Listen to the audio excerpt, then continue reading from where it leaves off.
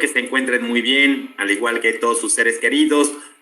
Agradezco su puntualidad. Vamos a iniciar con la sesión con el tema bioequivalencia y equivalencia terapéutica. La vamos a cubrir en el tiempo que teníamos programado originalmente, que es hora y media, tal vez un poco menos, y después voy a dar un resumen por lo que me habían solicitado en el chat sobre los aspectos más importantes a revisar en un artículo, y lo haré al final de la sesión por si alguien quiere quedarse conectado y revisar el resumen que vamos a hacer.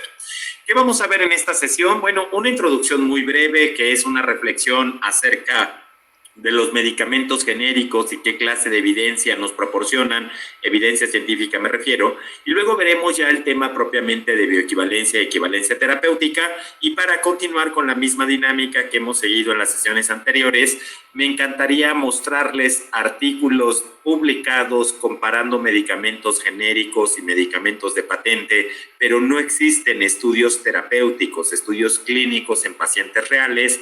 Como veremos, la evidencia que proporcionan los medicamentos genéricos es evidencia en estudios en sujetos sanos, no en pacientes. Entonces, por esa razón no les presento un artículo de ese tipo, pero nos encargaremos de revisar dos artículos que tienen diseños muy interesantes. Para empezar con el tema, recuerden que pueden agregar cualquier comentario que quieran hacer o cualquier duda en el chat. Con todo gusto yo me puedo extender en la explicación que estoy dando o responder a su pregunta en ese momento para no dejarlas al final. Así es que adelante, siéntanse en la comodidad de hacerlo en el momento que quieran. Bueno, para comenzar con la sesión quería yo comentar un caso que he expuesto también con sus colegas de cardiología de Perú. Y es que este caso llama la atención a toda la comunidad internacional por las repercusiones que tuvo. Bueno, les comento brevemente, en el año 2018, la FDA de los Estados Unidos manda una alerta de que un antihipertensivo muy utilizado a nivel mundial estaba contaminado, el antihipertensivo que se fabricaban los genéricos, estaba contaminado con un compuesto cancerígeno que ya se le conoce desde hace décadas, que se llama nitrodimetilamina o NDMA, pero el problema es que aunque se conoce desde hace décadas, está proscrito su uso, no solamente en la industria farmacéutica, sino en cualquier otra industria, precisamente por esos efectos oncogénicos. Pero para recordar por qué es importante, voy a dar unos antecedentes. Este caso, para el año 1996, este antihipertensivo era el más vendido a nivel internacional. Ya se sabía que su patente iba a expirar en el año 2011 y 2012, dependiendo de Estados Unidos y Europa respectivamente, y las empresas farmacéuticas de todo el mundo ya estaban dispuestas, al haber tantos pacientes hipertensos en el mundo, estaban listas para producirlo al día siguiente que venciera la patente. Entre ellas se encuentra la empresa que fue motivo de este escándalo, que es una empresa china enorme que se llama Hauhai, la cual se funda en 1998 con menos de 10 empleados, trabajando casi en un garage, en un sitio tremendamente con limitación en muchos aspectos técnicos, pero vean que para el año 2003 ya cotizaba en la bolsa de valores y iniciaba ya comercio de medicamentos genéricos con los Estados Unidos para el año 2004. El mercado de medicamentos genéricos en los Estados Unidos es un mercado muy amplio que abarca casi al 70-80% de todos los medicamentos, y para ese tiempo ya se exportaba el valsartán para los Estados Unidos, y entre las pruebas que le habían hecho la FDA, mencionaba esta empresa Hauhai que había hecho un cambio en un diluyente con la finalidad de hacer más económica la oferta de valsartán y competir y ganar en la competencia a los laboratorios de genéricos de la India, pero decían que era un cambio menor. Sin embargo, en una inspección del año 2017, vean desde cuándo, porque el comercio empezó en el año 2012.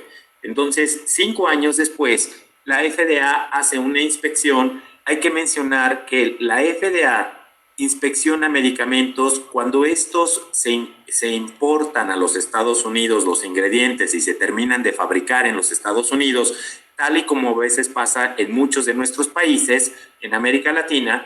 entonces solamente realiza inspecciones profundas en el 1% de los medicamentos. Como ven, es un margen muy pequeñito, es una proporción muy pequeñita, y en esta inspección del año 2017, la FDA menciona que encuentra unas anomalías, pero no especifican cuál, simplemente aparece una sustancia que no logran identificar cuál es.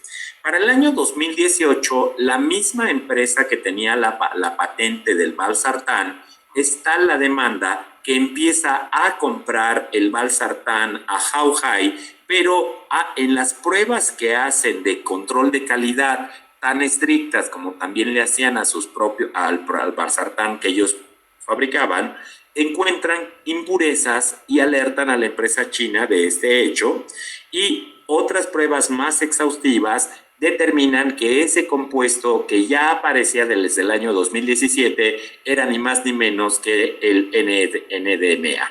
Alertan a la FDA vuelve a hacer una revisión, llegan a la conclusión que ese cambio en el diluyente en el proceso de fabricación fue lo que dio lugar a una síntesis de nuevo de este compuesto, y de ahí la contaminación. El problema y las preguntas que suscitan este caso es ¿por qué no lo detectaron? O sea, ¿por qué no lo detectó la empresa que lo produce? ¿Por qué no lo detectó la FDA? ¿Por qué hasta que otra farmacéutica, que es la misma que tenía la patente, hace pruebas exhaustivas tal y como lo hacían sus medicamentos que ellos producían, el valsartán? ¿Por qué hasta entonces se desata este escándalo? Bueno, la FDA continuó con las pruebas y llega a la conclusión de que ese solvente se había incorporado en por lo menos 10 otras farmacéuticas, y también se había incorporado para reducir costos en la producción de 52 otros fármacos, y se lanzan esas alertas y son retirados del mercado por completo. De tal forma que la conclusión de la FDA dice que la empresa fue identificado, deberían haber identificado, la FDA aclara, deberían haber identificado esas impurezas y esas sustancias tóxicas, pero el problema es si vamos a confiar en que los fabricantes identifiquen esas impurezas, y en dónde quedan nuestras instituciones regulatorias de fármacos en ese sentido, ¿no? Están viendo en pantalla la conclusión de un comentario de un experto en farmacología clínica y químico a nivel mundial, y dice que si estamos comprando productos farmacéuticos, medicamentos, debemos estar seguros que los están haciendo correctamente, pero no podemos dejarle a que las empresas lo hagan a una buena voluntad, ¿no? El medicamento en todos los países, el sistema que regula, como lo veremos en las próximas diapositivas, el mercado de medicamentos genéricos es un sistema que se llama basado en la confianza, ya entenderán por qué, así se les llama, no solamente en Estados Unidos, sino en cualquier otro país del mundo. Y en ese caso, pues no podríamos esperar a que las empresas estén haciendo una autorregulación para evitar esta clase de errores que pueden tener consecuencias catastróficas. Bueno, para entrar ya más en materia de la sesión, quisiera recordar con ustedes, ¿se acuerdan de la clasificación de ciencias que aprendimos en la universidad? ¿Me pueden, o en los estudios antes de la universidad, me pueden por favor comentar en el chat si esta es la clasificación de ciencias que ustedes utilizaban, vieron en los estudios previos a la universidad? Vean que el doctor Rudolf Carnap creó esta clasificación en el que denomina las ciencias en ciencias formales, ciencias naturales, desde luego entre las que se encuentra la medicina, y en ciencias sociales. ¿Me pueden compartir si esta es la clasificación de ciencias que ustedes aprendieron antes de que llegáramos a la escuela de medicina? En México es la que más se utilizaba, y en muchos países también, pero no sé si ustedes hubieran utilizado alguna otra. Alejandra, muchas gracias por tu respuesta. Y entonces, ¿por qué les menciono esto? Porque resulta que hay otra clasificación que están viendo en pantalla, y es proporcionada por este hombre, un genio extraordinario, el doctor Mario Bunge, que es un doctorado en física y además un experto en método científico, es uno de los epistemólogos más famosos, tiene muchos libros publicados acerca de la filosofía de la ciencia, ¿no? Entonces, Guillermo dice que la que vieron es la de Bunge, miren, estupendo. Entonces, esta clasificación que cambia con este hombre, por cierto, el doctor Mario Bunge, falleció en el año, en febrero, acaba de fallecer este febrero, perdimos a este hombre tan brillante. Él salió huyendo de Argentina, de estos regímenes, terribles políticos, se refugió en México, dio clases en la Universidad Nacional en México. Yo pude ver algunas de sus conferencias, de sus cátedras, y después ya se lo llevan a una de las principales universidades del mundo que está en Canadá. Bueno, esta clasificación que él proporciona a mí me parece es la más hermosa, es simple, es sencilla, y vean cómo clasifica a las ciencias en dos: en ciencias formales, dentro de las cuales se encuentran las matemáticas, porque estudian ideas. No es que un cero, una ecuación de regresión tengan materia, es que son ideas que nos permiten estudiar todas las demás ciencias, ideas maravillosas, ¿no?, que logran explicar hasta la evolución del universo. Y vean cómo tenemos otra clasificación de ciencias, que son las factuales, entre las que se encuentran la física, la medicina, la arquitectura, la ingeniería y la que ustedes me quieran decir. ¿Por qué todas las ciencias, incluyendo la farmacología, incluyendo la economía, la que me quieran decir, son ciencias factuales? La razón es muy simple: porque estudian hechos que existen en la realidad y que pueden ser comprobados mediante la investigación, la experimentación y el uso del método científico. De tal manera que si la teoría de la relatividad proporcionada por un genio, por Albert Einstein, fue una teoría que no se llegó a su aceptación basada en consensos. La ciencia no hace consensos, no asume cosas, y entonces vean que la teoría de la relatividad de Einstein tuvo que ser comprobada antes de ser aceptada. Y les menciono esto porque cuando vean la sesión lo entenderán por qué. Porque hay muchos aspectos de los medicamentos genéricos que se nos pide que asumamos su eficacia y su seguridad. Yo he tenido discusiones con doctores en farmacología y ellos dicen es que no se tienen por qué repetir los ensayos clínicos porque asumimos que los medicamentos con estudios farmacocinéticos en sujetos sanos, unos cuantos, tendrán la misma eficacia y seguridad. Y entonces mi respuesta es la que daba el doctor Mario Bunge, es que las ciencias no asumen, las ciencias comprueban. Y entonces, si nos van a pedir considerar eficacia y seguridad terapéutica, vamos a ver si existe evidencia de ello. Y por eso recordar al muy querido doctor Bunge. Recordemos las cuatro. Gracias, Raúl. Dice que la clasificación que se veía era la del doctor Carnat, ¿no? Eva decía también que la del doctor Mario Bunge. Entonces, bueno, sin importar cualquiera de las dos clasificaciones, la realidad es que nos lleva a la misma conclusión. Todas las ciencias tienen que probar lo que establecen con base en evidencia y no en supuestos, no en asumir, ¿no? Bueno, estas son las fases de los estudios de investigación clínica que ahora están muy de moda porque los mencionan en los noticieros a raíz de la vacuna que se está investigando y que ojalá la tengamos muy pronto para SARS-CoV-2, ¿no? Y entonces los estudios fase 0 son todos los estudios que son en la etapa previa a los humanos, son en animales, primero en especies pequeñas, luego en especies más grandes. No voy a profundizar en este aspecto. Y entonces estos estudios fase 0 son los que dan la evidencia preliminar y que justifica su paso por primera vez a los estudios en humanos. Los estudios fase 1 son aquellos que prueban por primera vez en un grupo pequeño de sujetos, habitualmente son sanos y son unas cuantas decenas, y lo que se pretende es determinar el metabolismo que se va a dar con ese medicamento, qué dosis va a ser la más apropiada y desde luego tener información de eficacia y de seguridad. La fase 2 es cuando se pasa a un número mayor de sujetos.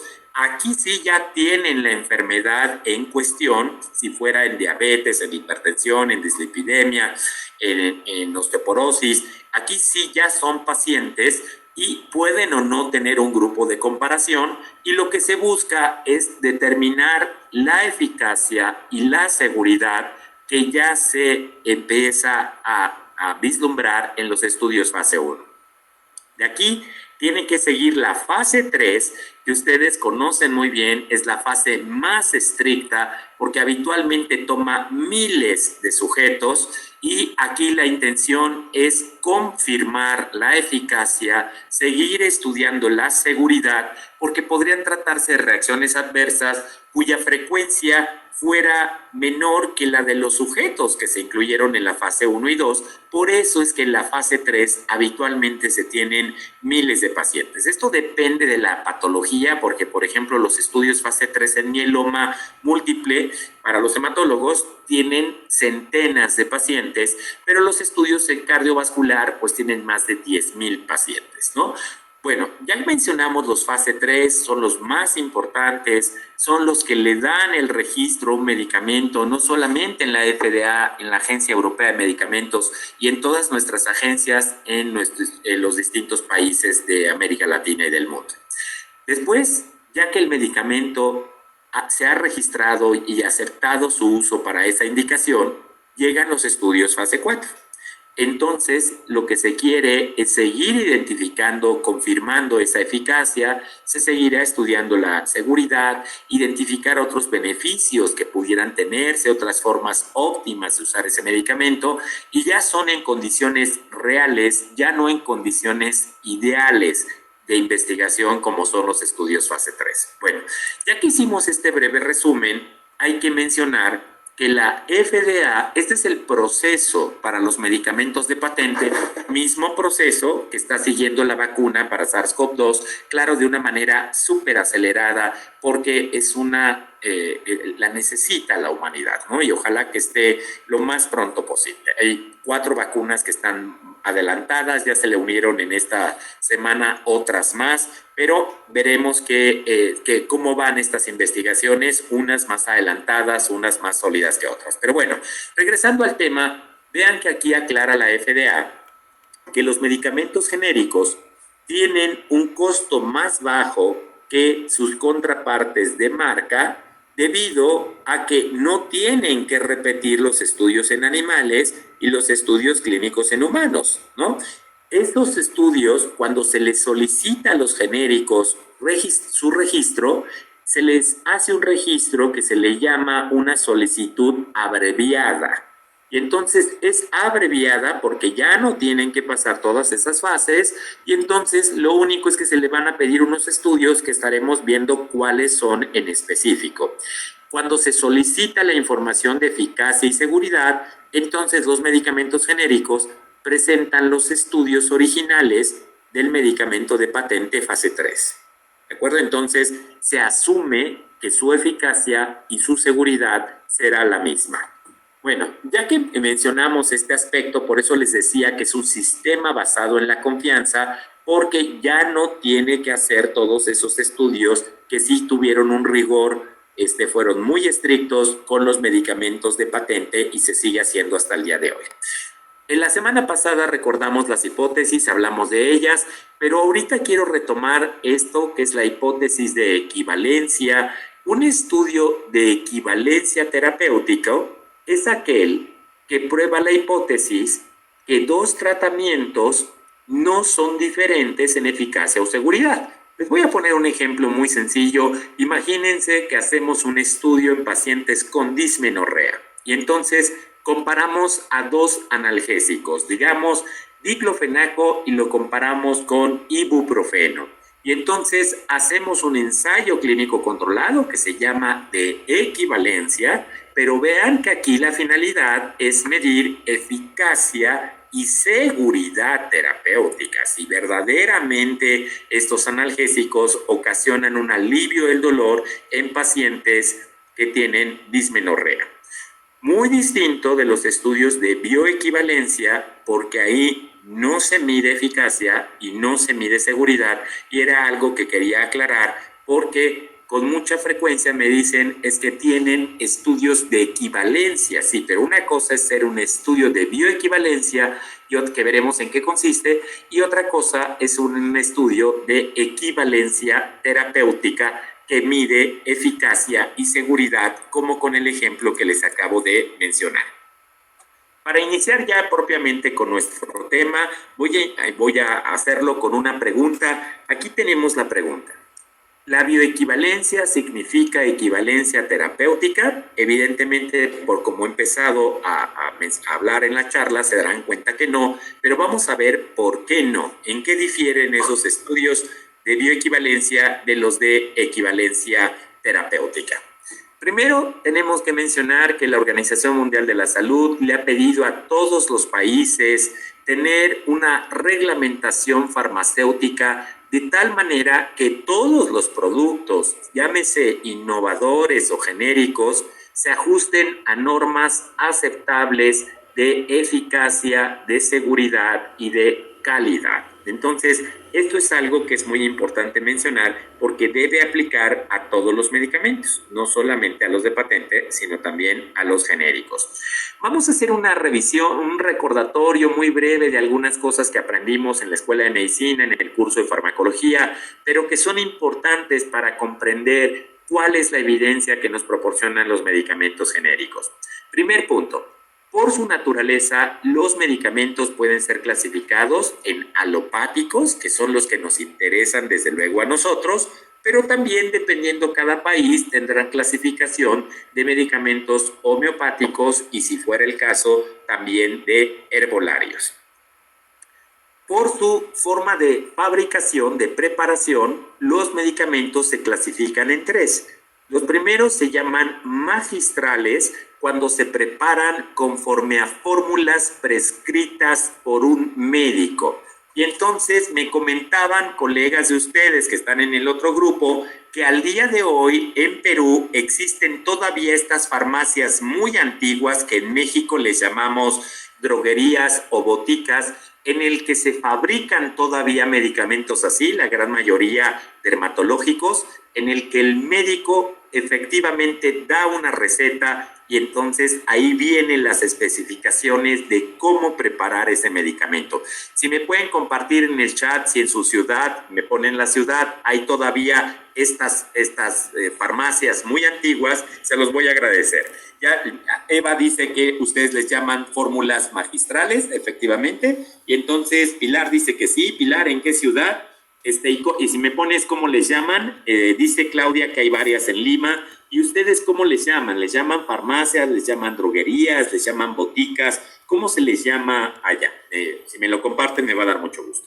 Bueno, ya que mencionamos que existen todavía estos medicamentos magistrales, y dice Pilar que en Lima les llaman farmacias y Claudia dice también. Bueno, en los medicamentos oficinales, y vean que estos medicamentos se preparan de acuerdo a reglas que están registradas en la farmacopea de cada país, ¿no? Entonces, gracias Claudia y Alejandra por sus comentarios. Esos son medicamentos oficinales y los que nos interesan a nosotros, que son motivo de esta charla, son los medicamentos que se conocen como especialidades farmacéuticas y cuando son preparados con respecto a fórmulas que fueron registradas en los ministerios de salud y en establecimientos de la industria farmacéutica. Entonces, Raúl dice que en Piura solamente hay una farmacia y farmacias o boticas es indistinto acá. Muy bien, gracias Guillermo. Bueno, ahora vamos a ver algunas definiciones que son fundamentales. Esta es una que es muy importante. Desde hace muchos años la Organización Mundial de la Salud y el caso entiendo de Perú y México adoptamos que la prescripción de un medicamento debe hacerse con base en su DCI, que es la denominación común internacional. También se le llama denominación genérica, pero no confundir denominación genérica con genérico, que veremos es otra cosa. Entonces, la denominación genérica no es otra cosa más que la sustancia activa, que sin importar que acabara de ser descubierta este año, o bien venció la patente, la sustancia activa no tiene propiedad, la propiedad es de la humanidad. Y mientras que cuando ya un laboratorio la descubre, desde luego, le da ese nombre, pero ese nombre, el DCI, la sustancia activa es propiedad de la humanidad, le pone una marca que es la que nosotros habitualmente ubicamos. Guillermo dice que es la botica francesa, gracias Guillermo. Y entonces, lo que es importante es que un médico puede poner la sustancia activa y entre paréntesis o seguido, esto depende del país, puede poner la marca de su preferencia. Y se supone que en farmacia, las personas que atienden las farmacias o boticas no deberían cambiar la receta que nosotros estamos indicando, porque eso debería constituir un delito, pero por lo que me comentaban también colegas del otro grupo los miércoles y también cardiólogos, creo que también sucede con mucha frecuencia en Perú que uno manda al paciente con una receta y terminan tratando de venderle otra cosa o un genérico o algo así parecido.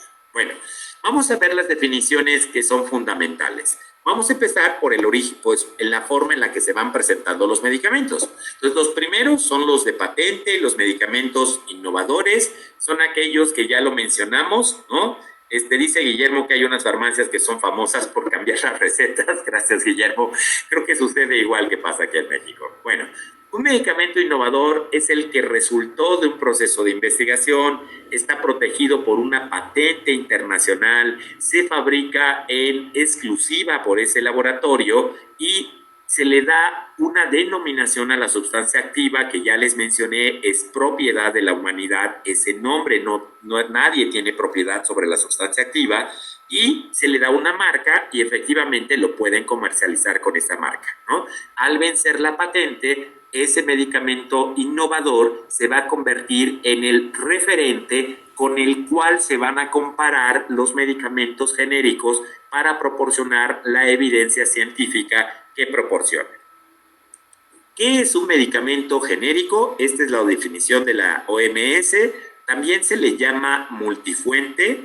Es aquel que se registra, pero vean esto, una vez vencida la patente. No debería existir por ninguna forma un medicamento genérico antes de que venza la patente, pero tenía yo sesión en el mes pasado, discúlpenme, con colegas nuestros, con ginecobstetras de Ecuador, y ellos decían que en Ecuador es muy frecuente que salgan los genéricos mucho antes de vencer la patente y también mucho antes también generan copias. Ahorita vamos a ver qué es una copia. Entonces, en México les comparto solamente como plática, que no hay, nunca se produce un genérico antes de que venza la patente y alguien termina en la cárcel si hace eso, llámese funcionario o llámese laboratorio. Y la segunda es que no tenemos copias porque ya que tenemos un tratado de libre comercio con Canadá y Estados Unidos, tenemos un acuerdo de respeto a la propiedad intelectual y a las patentes. Entonces, es una cuestión que no crean que porque somos, nuestros políticos son extraordinarios, simplemente es que estamos obligados a cumplir con ese aspecto. ¿Me pueden comentar si pasa allá que salgan medicamentos genéricos antes de que venza la patente?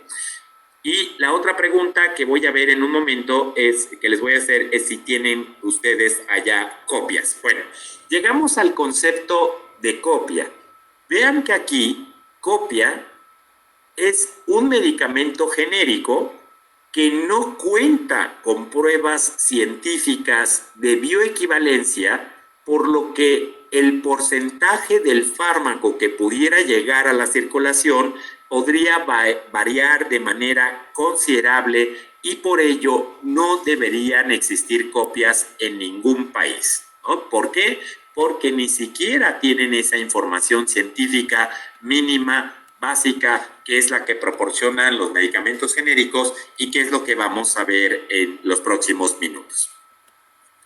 Para entender este tema de los medicamentos genéricos hay 3 definiciones que son muy importantes. Voy a dar en este momento las 2 que vienen, ya vimos que es un innovador, ya vimos que es un genérico, ya vimos que es una copia. Por cierto, todo esto se encuentra en una de las páginas en el resumen que está en WhatsApp. Así es que ahora vamos a ver otra definición que es muy importante. Cuando uno prescribe un medicamento, es muy importante que uno sepa si ese medicamento es un equivalente químico, un equivalente farmacéutico o un equivalente terapéutico. Entonces, voy a dar esas definiciones de manera muy simple en estos momentos.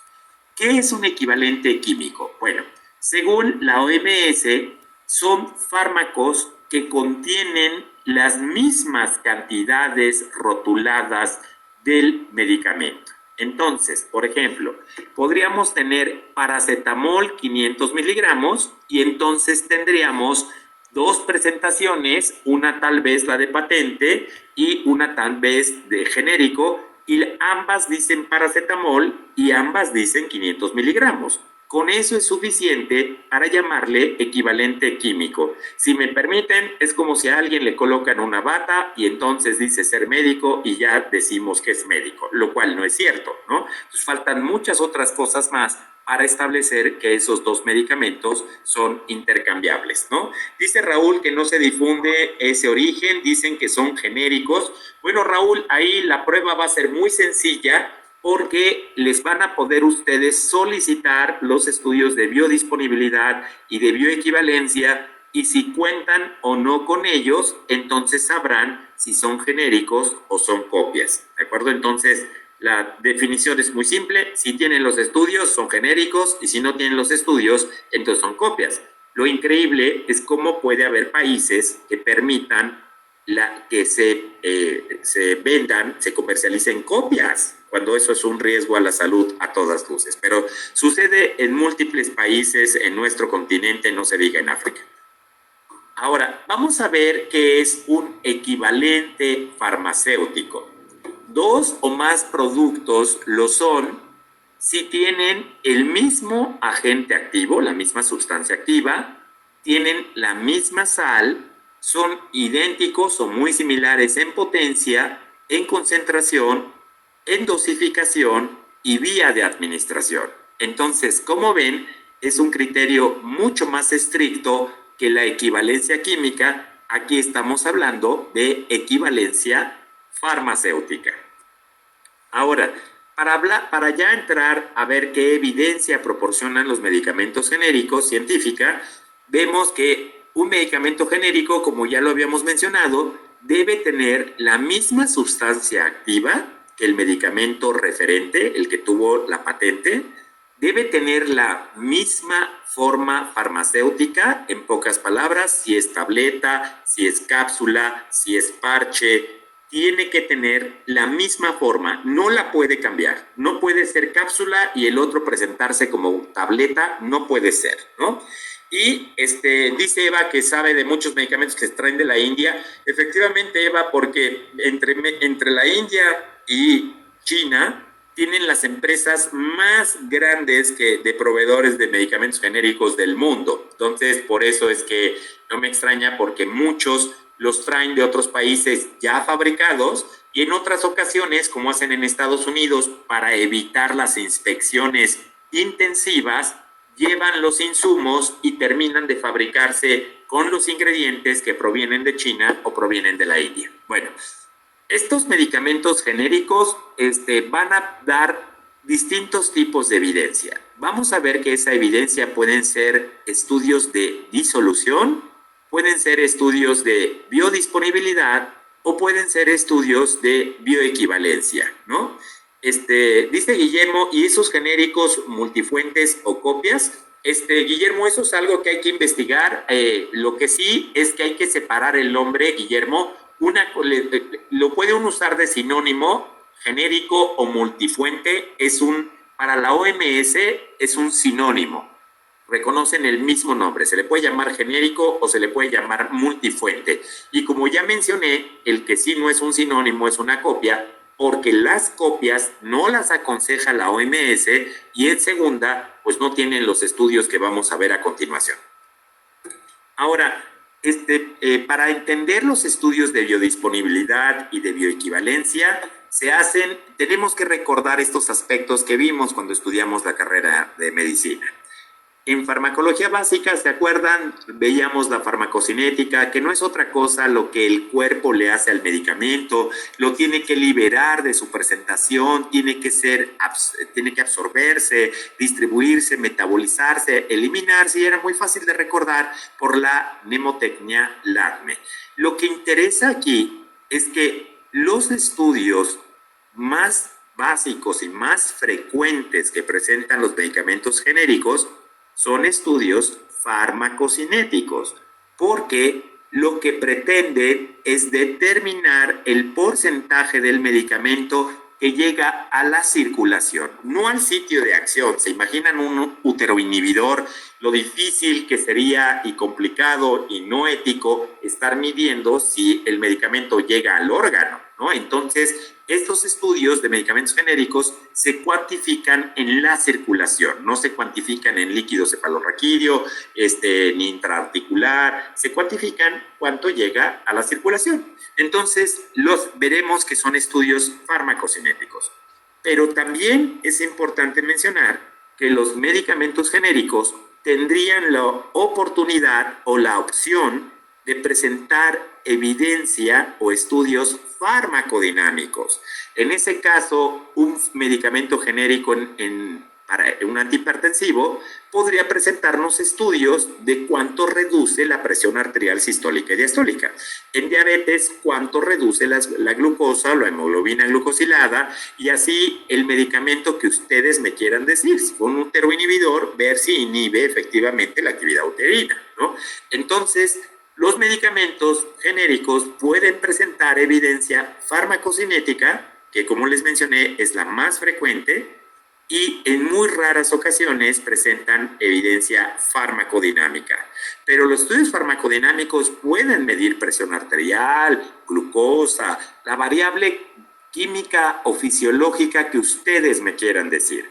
Pero más importante aún sería medir si son eficaces y seguros en variables duras, como podrían ser fracturas en osteoporosis, como podrían ser partos pretérmino, como podrían ser cáncer cervicuterino, lo que ustedes me quieran decir, ¿de acuerdo? La variable que ustedes quieran decirme en cualquiera de las patologías que vemos en nuestra especialidad. Pero no todos los fármacos requieren estudios de bioequivalencia. ¿Por qué? Les voy a comentar cuál es el fármaco que no requiere y que ninguna agencia de salud le pide estudios de bioequivalencia, y esos son los medicamentos intravenosos. ¿Por qué? Porque si dice que tiene determinada dosis, digamos 10 miligramos, entonces si se administra el total de esa ampolleta, se supone que esos 10 miligramos están presentes en la circulación. Entonces, los medicamentos intravenosos son el ejemplo de medicamentos que no requieren estudios de bioequivalencia. Entonces, ahora vamos a ver qué otros medicamentos sí requieren los estudios de bioequivalencia. Bueno, pues tenemos a los medicamentos orales de liberación estándar, pueden ser de liberación acelerada, pueden ser de liberación retardada. También los parches, todos ellos tienen que tener un efecto sistémico. También los de uso tópico, que se busca tener un efecto sistémico. Y los nasales o inhaladores también de acción sistémica. Estos son los medicamentos que es muy importante presenten los estudios de bioequivalencia.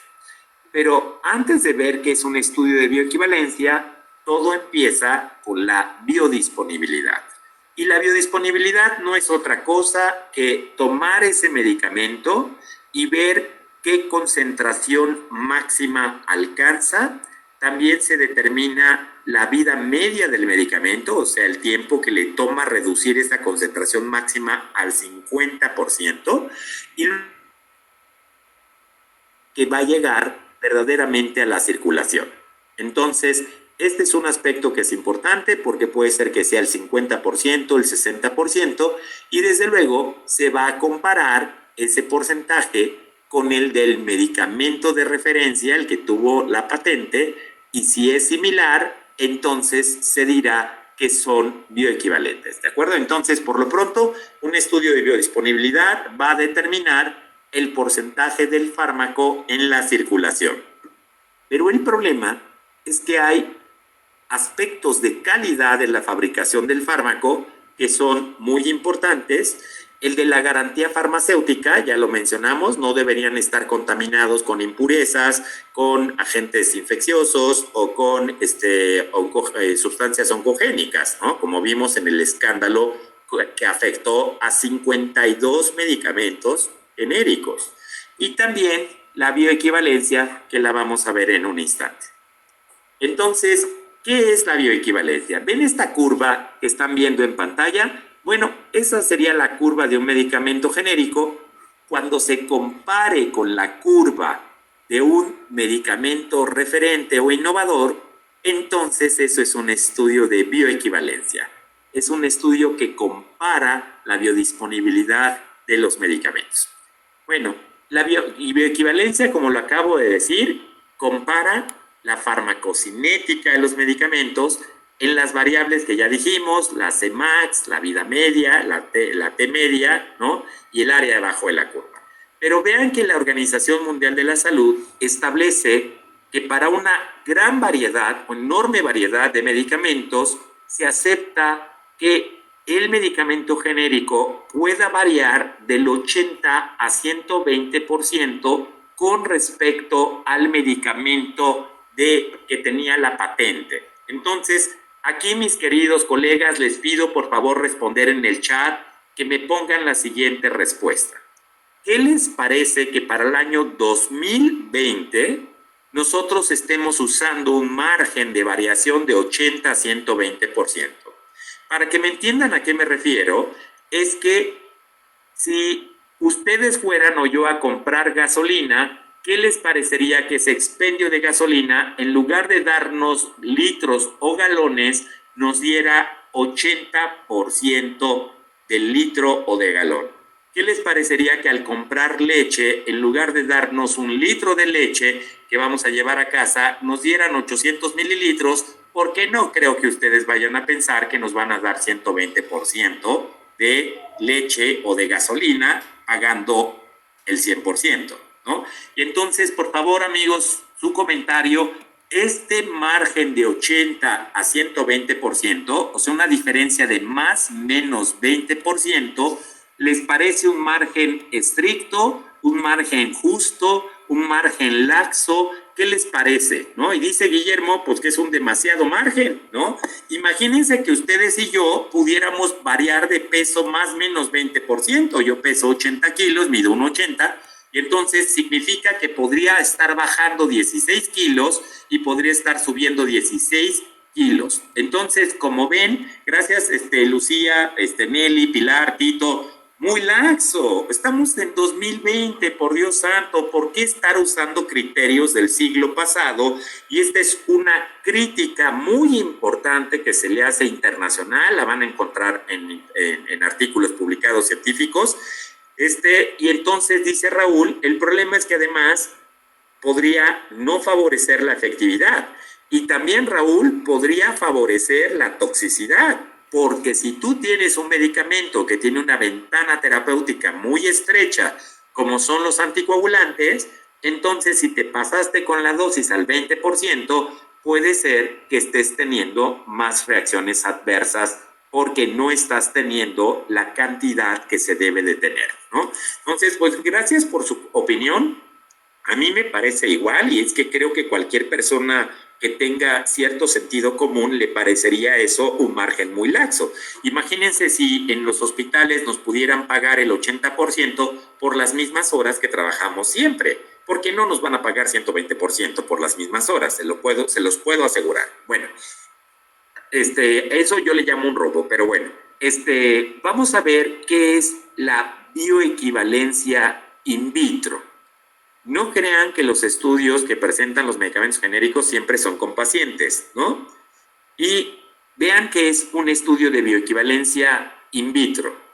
Son estudios, están viendo en pantalla la imagen de un equipo que está en Argentina Y entonces aquí se coloca el medicamento genérico. Vean que hay varios contenedores. Se coloca el genérico, luego se coloca también cualquiera de los dos, el innovador, uno u otro primero. Y entonces hay cámaras que lo hacen al mismo tiempo. Y lo que van a hacer, claro, están aisladas las cámaras, ¿no? Y lo que determinan es el porcentaje del principio activo que se disuelve en función del tiempo en condiciones estandarizadas y controladas. Vean que aquí no participa ningún ser humano. Aquí es simplemente unos contenedores en un equipo especial que permite cuantificar la sustancia activa a distintos tiempos para ver si es que se ha disuelto. Y entonces, estos estudios de bioequivalencia in vitro ni siquiera tienen pacientes, perdón, no pacientes, sujetos humanos, porque son sanos todos. Habitualmente los estudios de bioequivalencia que se hacen en humanos son sujetos sanos entre 20 y 30 años. Me pone Guillermo, eso se está viendo actualmente con los medicamentos nuevos para el COVID. Tienen licencia de la OMS, ¿no? Gracias por el comentario, Guillermo. Y entonces, me comentaba Beatriz, entonces es falso que un genérico y uno de patente tienen la misma efectividad. Beatriz, ese es algo que yo espero tú llegues a tu propia conclusión, no porque lo exponga quien exponga, sino con base en los conceptos internacionales que vas a ver en los siguientes minutos, y ya después, si quieres darnos tu opinión, me va a encantar escucharla, Beatriz, ¿de acuerdo? Entonces, la función de un profesor, de un ponente, quien sea, es mostrar el tema, no inducirnos a una conclusión, y ustedes lleguen a su conclusión. ¿De acuerdo? Gracias, Beatriz. Bueno, ya que aclaramos los estudios de bioequivalencia in vivo, ahora sí vamos a ver qué es un estudio de bioequivalencia in vitro. Vamos a ver in vivo. Entonces, se estudia en sujetos sanos de 20 a 30 años. ¿Cuántos? Más de 12. Lo vamos a ver en un momentito. Y entonces, ¿se acuerdan que un estudio de biodisponibilidad era una curva como las que están viendo en pantalla? Cuando ustedes comparan la biodisponibilidad de un medicamento de patente o innovador, o referente, como quieran decir, con un medicamento genérico, a eso se le llama estudio de bioequivalencia. Pero vean que lo que se está midiendo no es eficacia y seguridad. Se está midiendo a distintos tiempos, se les toman muestras de sangre en la circulación a los sujetos, no son pacientes, discúlpenme, y entonces se cuantifica el porcentaje, o sea, se cuantifica el fármaco, y de ahí se comparan las dos curvas, y si las curvas son similares como las que estamos viendo, entonces se concluye que los medicamentos son bioequivalentes, ¿ok? El problema es que eso solamente se hace cuando se va a registrar el medicamento y no se vuelven a hacer estos estudios, y debería ser una cuestión de control de calidad, porque los medicamentos genéricos pueden hacer cambios y solamente informarlos sin tener que necesidad de volver a hacer los estudios, ¿no? Dice Eunice que depende de los países. En Francia son rigurosos, son iguales ambos de patente y genéricos. Eunice, te agradezco muchísimo el comentario, porque a mí me parece muy sensato que si un padre tiene una hija o un hijo, pues debe ser igual de amoroso e igualmente estricto con los dos. Entonces, no entiendo a quién se le ocurre que tenga que ser un mecanismo de confianza con genéricos y estricto con los de patente. Yo digo que deberíamos ser estrictos con los de patente y con los de genéricos, pero te agradezco tu comentario, Eunice, me parece un comentario sensacional, porque además, pues es en beneficio de los pacientes, son los que además, un día nosotros vamos a ser pacientes, o ya lo somos. Vean el número de sujetos que se requieren. Esto es un documento, lo dejé en inglés para que vean que no hay manipulación, que no haya hecho un error de traducción. Es un documento maestro en la página 360 de este documento de la Organización Mundial de la Salud. Se establece que deben tener un mínimo de 12 sujetos. ¿Les parecen muchos, poquitos, o cuántos les parece 12? Pues no puede ser, por Dios, ¿no? Como que 12, la realidad es que siempre tienen 20, 30, son rarísimos. Y bueno, dejen, estos son sujetos, porque si la biodisponibilidad es in vitro, pues entonces no hubo sujetos. Ahí sí no hay sujetos, ¿no? Y entonces, amigos, ¿me pueden comentar si cuando los laboratorios de medicamentos genéricos los visitan, les explican los estudios si son de bioequivalencia in vitro o si son in vivo? ¿Les comentan, les enseñan esos resultados? ¿Cuántos pacientes? ¿Me pueden poner en el chat, por favor, para conocer la perspectiva? Porque me lo respondieron los cardiólogos, dice Lucía que no, dice Nelly, algunos, ¿qué es lo que comentan, Nelly? Pues, si puedes, digo, no tienes que poner el medicamento, con que me digas qué información es la que te dan. Alejandra dice que no, Estela que no. Yo la verdad me pasa lo mismo, me van a visitar, yo tengo una consulta privada en un hospital determinado y siempre me dicen somos lo mismo y cuando pido la evidencia nunca me presentan los estudios. Dice Eunice que no lo comentan. Entonces, como ven, Nelly, si quieres compartirnos, porque tú eres la que pusiste algunos, me va a dar muchísimo gusto. O sea, ¿qué información te ponen, no? Algunos hablan de bioequivalencia in vivo. Oye, Raúl, ¿y dijeron cuántos sujetos? Esos que dijeron in vivo, ¿expusieron cuántos fueron? Porque, pues, qué bueno que son in vivo, pero no sé si te comentaron cuántos son, ¿no? A mí me han llegado a comentar de que es bioequivalencia europea y les digo, oigan, esa cosa de bioequivalencia europea no existe en ningún libro de farmacología decente del mundo. Entonces, o sea que la bioequivalencia latinoamericana no es buena. Entonces, eso no existe, eso de bioequivalencia en vivo europea, porque pues están estudios buenos en Europa como en México, pero o Perú o Ecuador o Colombia, ¿no? O Argentina o Brasil. Entonces, creo que la gran mayoría me pasa, dice Raúl, que no presentan esa información. Bueno, amigos, por respeto a ustedes, no pongo el nombre de los medicamentos ni del fármaco y le cambié la dosis y le puse 100 miligramos para que no identifiquen quién es, para que no se preste que yo estoy atacando algún medicamento o alguna cosa así. Pero vean, aquí estoy comparando un medicamento referente contra dos genéricos, pero vean que mi diapositiva dice de alta manufactura. ¿Qué es alta manufactura? Que son hechos por estos laboratorios de verdad transnacionales, ¿no? Que no son los de la China y la India. Debo aclarar, si quieren que les ponga un ejemplo, no voy a decir el nombre, pero uno de ellos tiene su sede, su matriz en Israel. Entonces, esos son genéricos de alta manufactura, ¿no? Entonces, no es lo mismo automóviles que alguien fabrica en un taller fuera de una ciudad que los automóviles de alta manufactura, ¿no? Entonces, vean que aquí estamos hablando de fármacos de alta manufactura. Por favor, vean la curva negra que está en pantalla y vean que este fármaco alcanza, su Cmax es de 900 milimoles por litro. Pero vean, por favor, la Cmax que alcanzó el fármaco rojo y el fármaco verde. Vean que no llega ni a 400, o sea, no llega ni al 50% de la Cmax.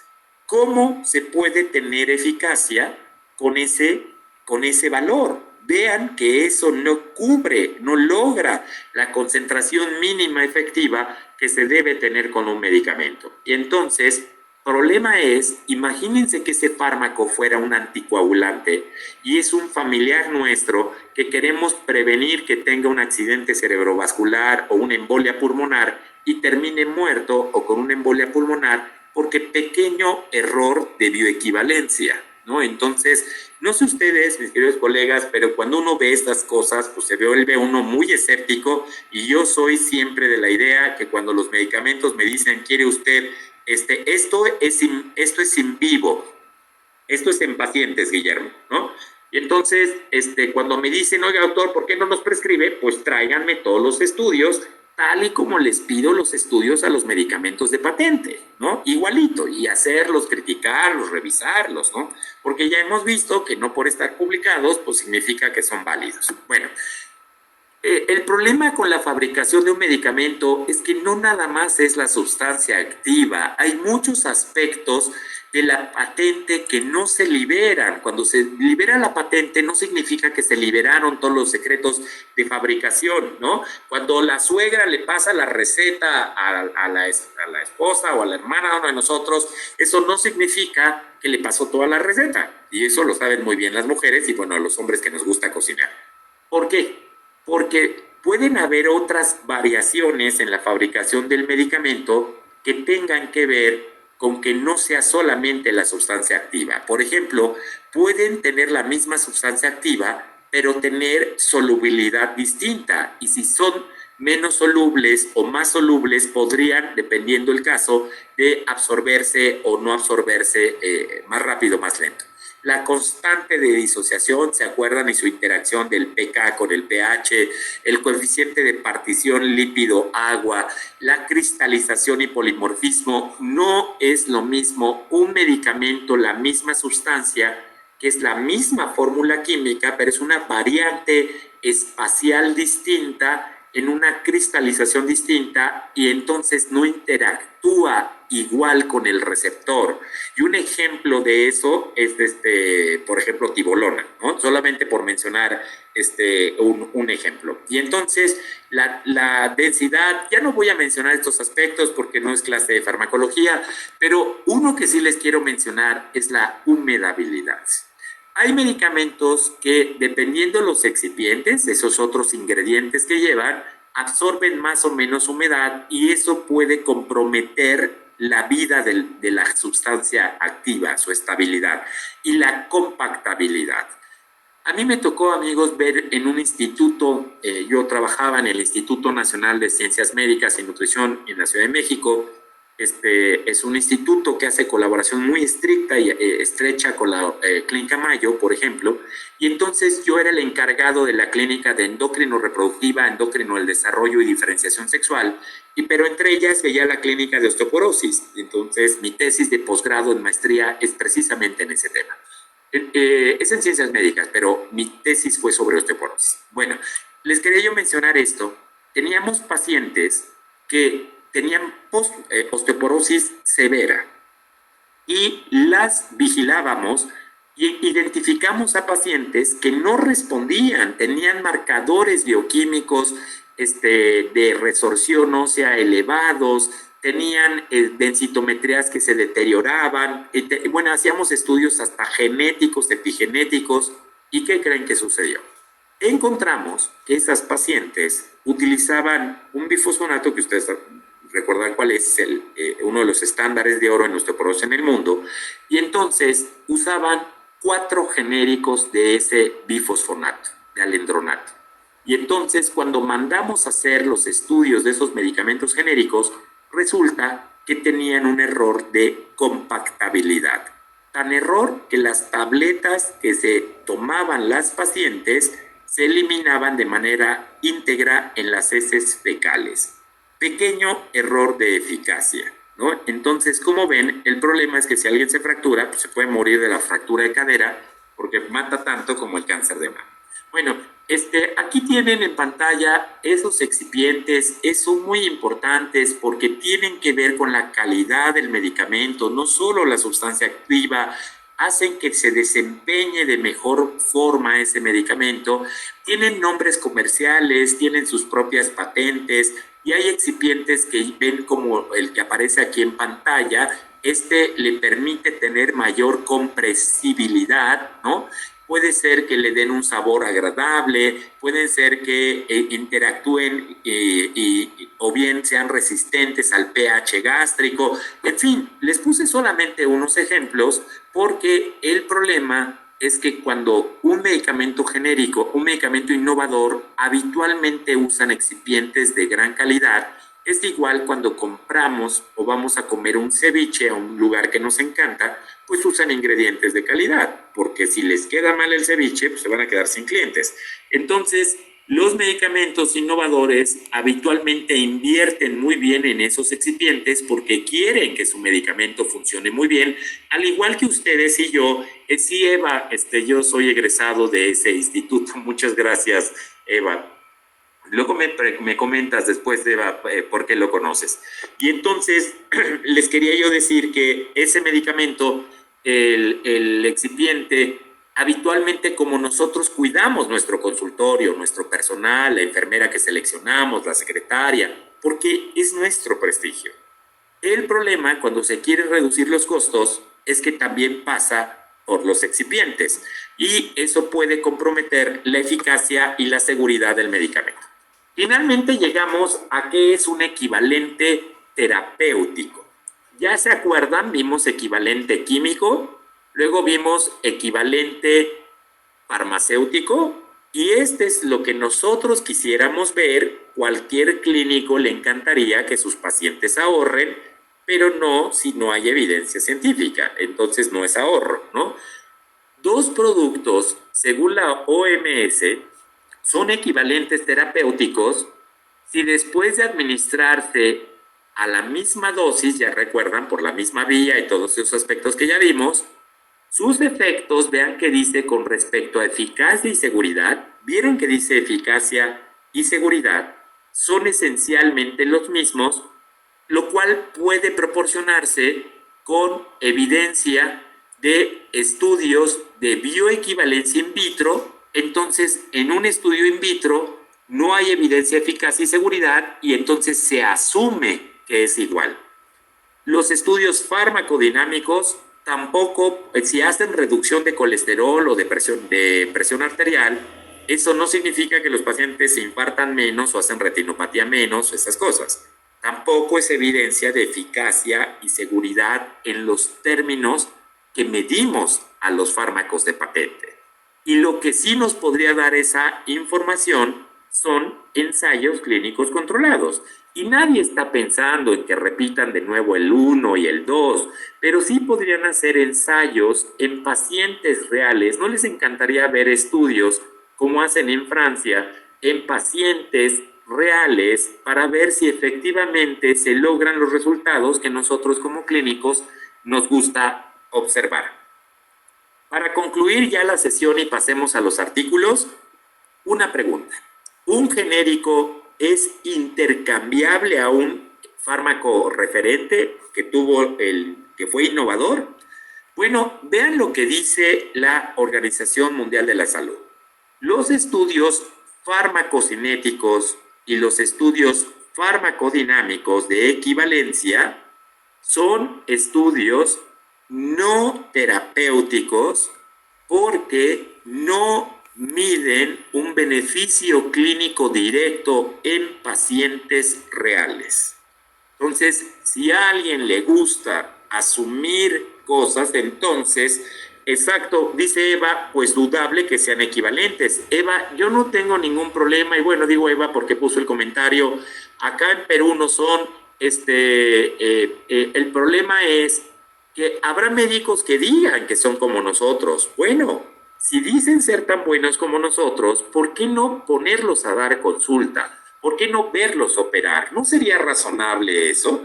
Entonces, ni modo de contratar a un médico y solamente con los estudios, las calificaciones es suficiente. Eso no es cierto, ¿no? Eso no lo convierte a uno en un buen clínico.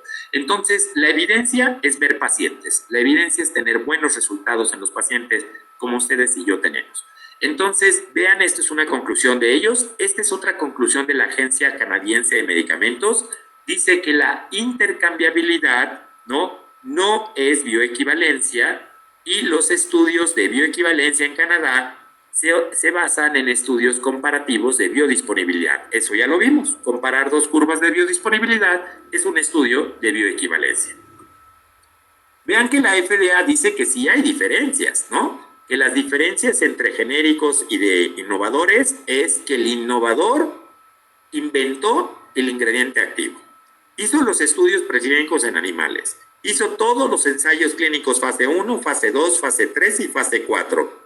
Oigan, yo no sé ustedes, pero esa es una diferencia enorme que para mí como clínico importa mucho, ¿no? Porque, repito, no es que estemos esperando que se repitan todas las fases, pero ¿por qué si se nos pide intercambiabilidad como si tuviéramos evidencia de eficacia?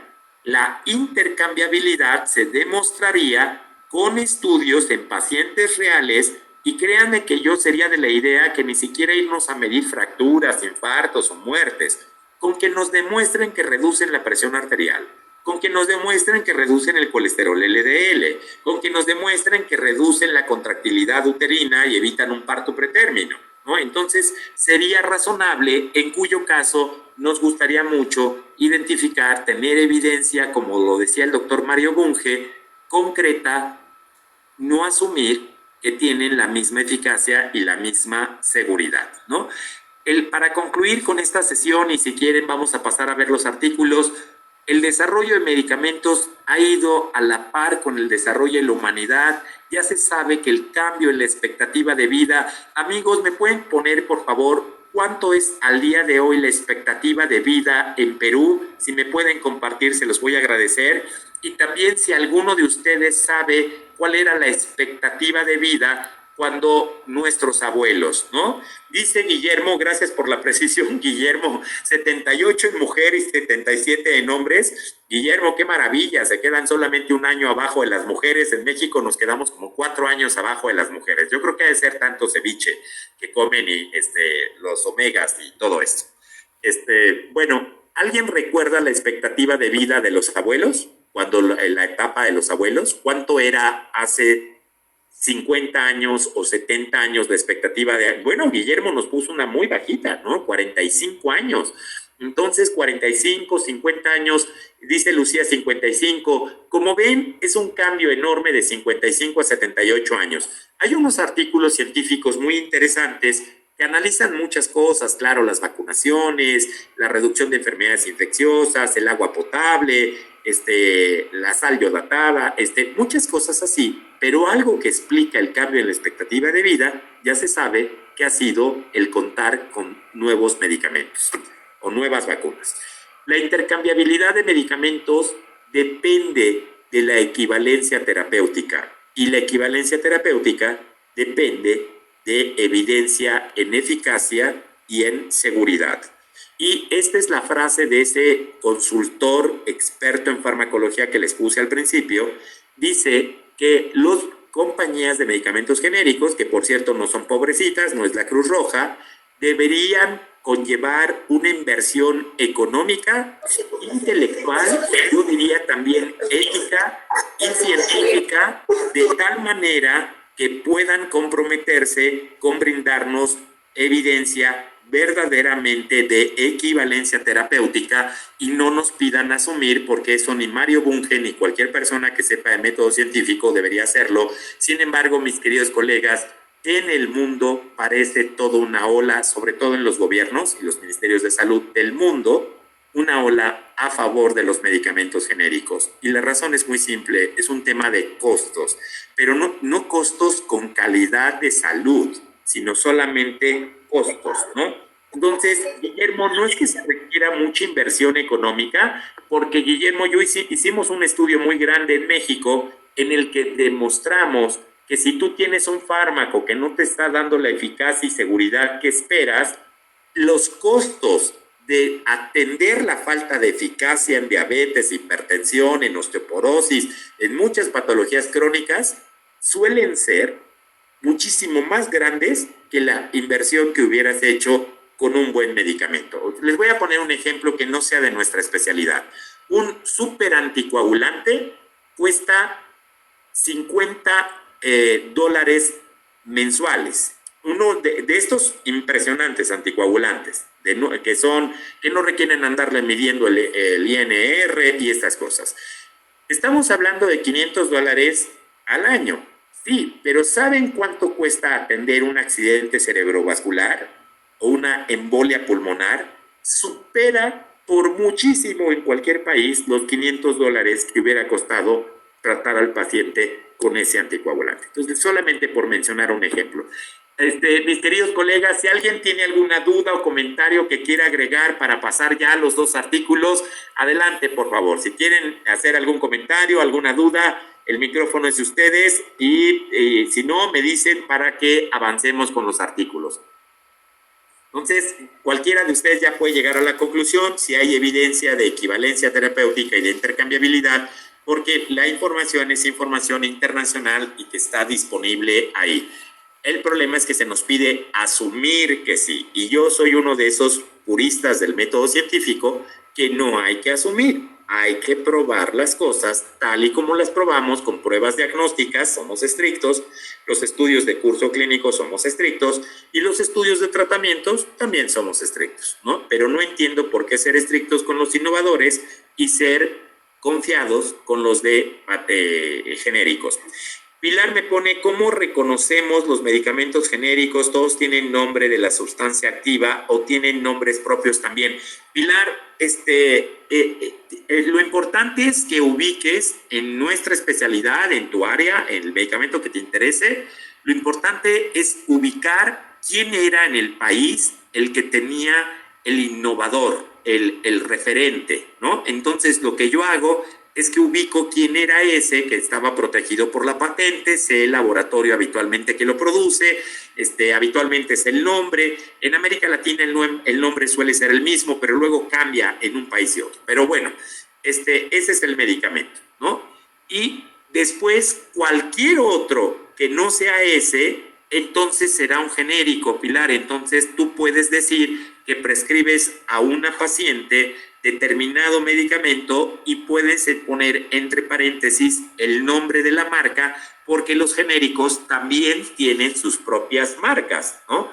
Este es su nombre comercial, pero el genérico es la sustancia activa que ya se produce después de vencida la patente del referente.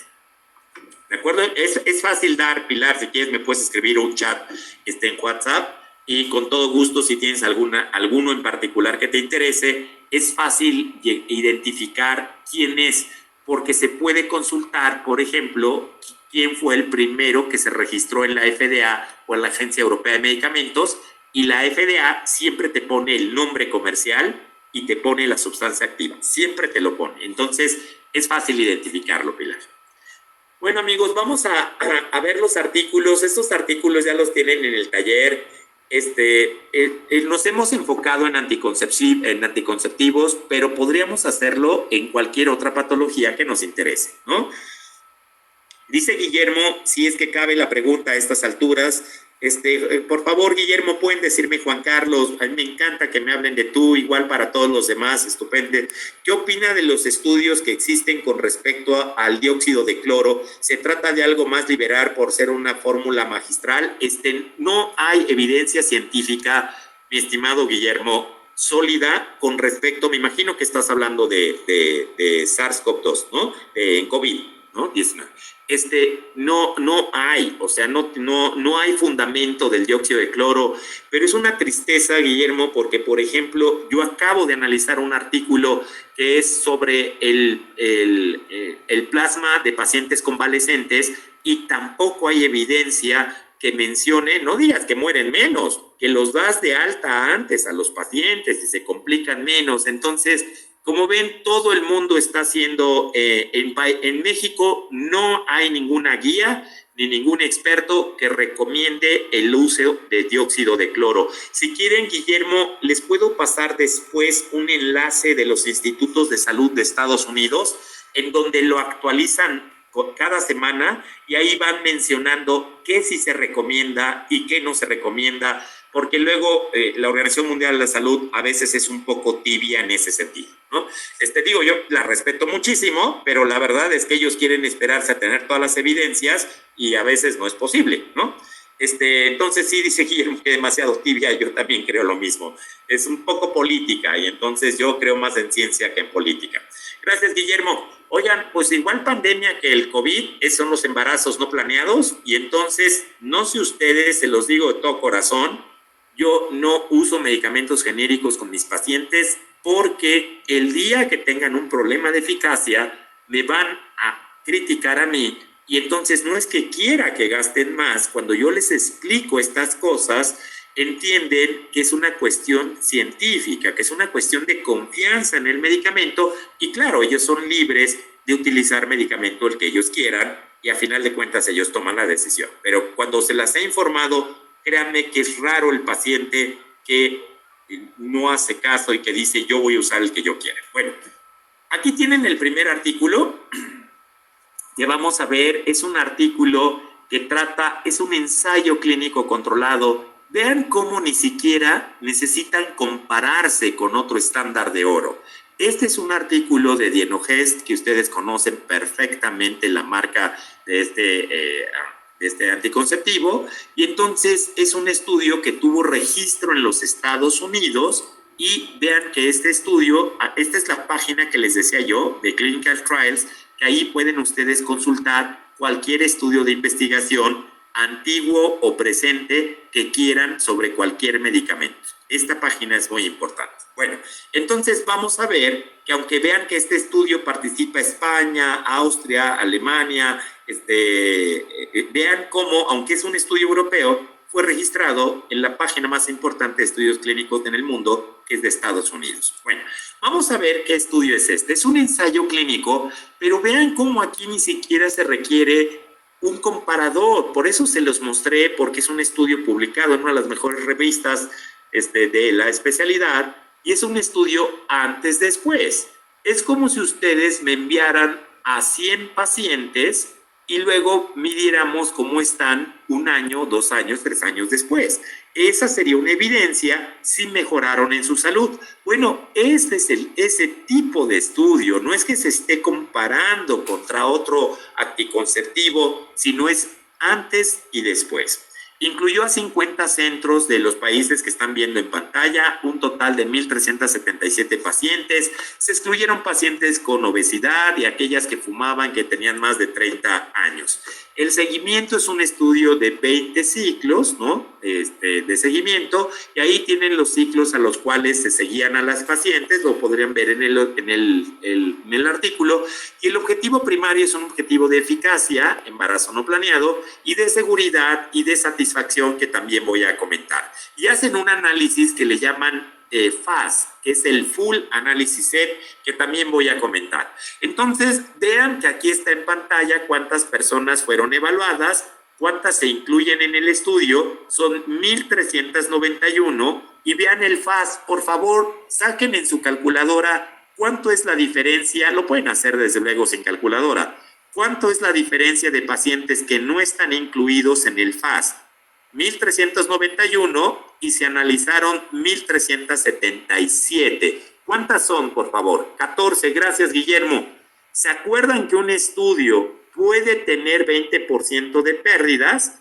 Entonces, si fueran 1,400, vamos a poner si fueran 1,400, 20% serían 280. Pero vean que nada más se les pierden 14.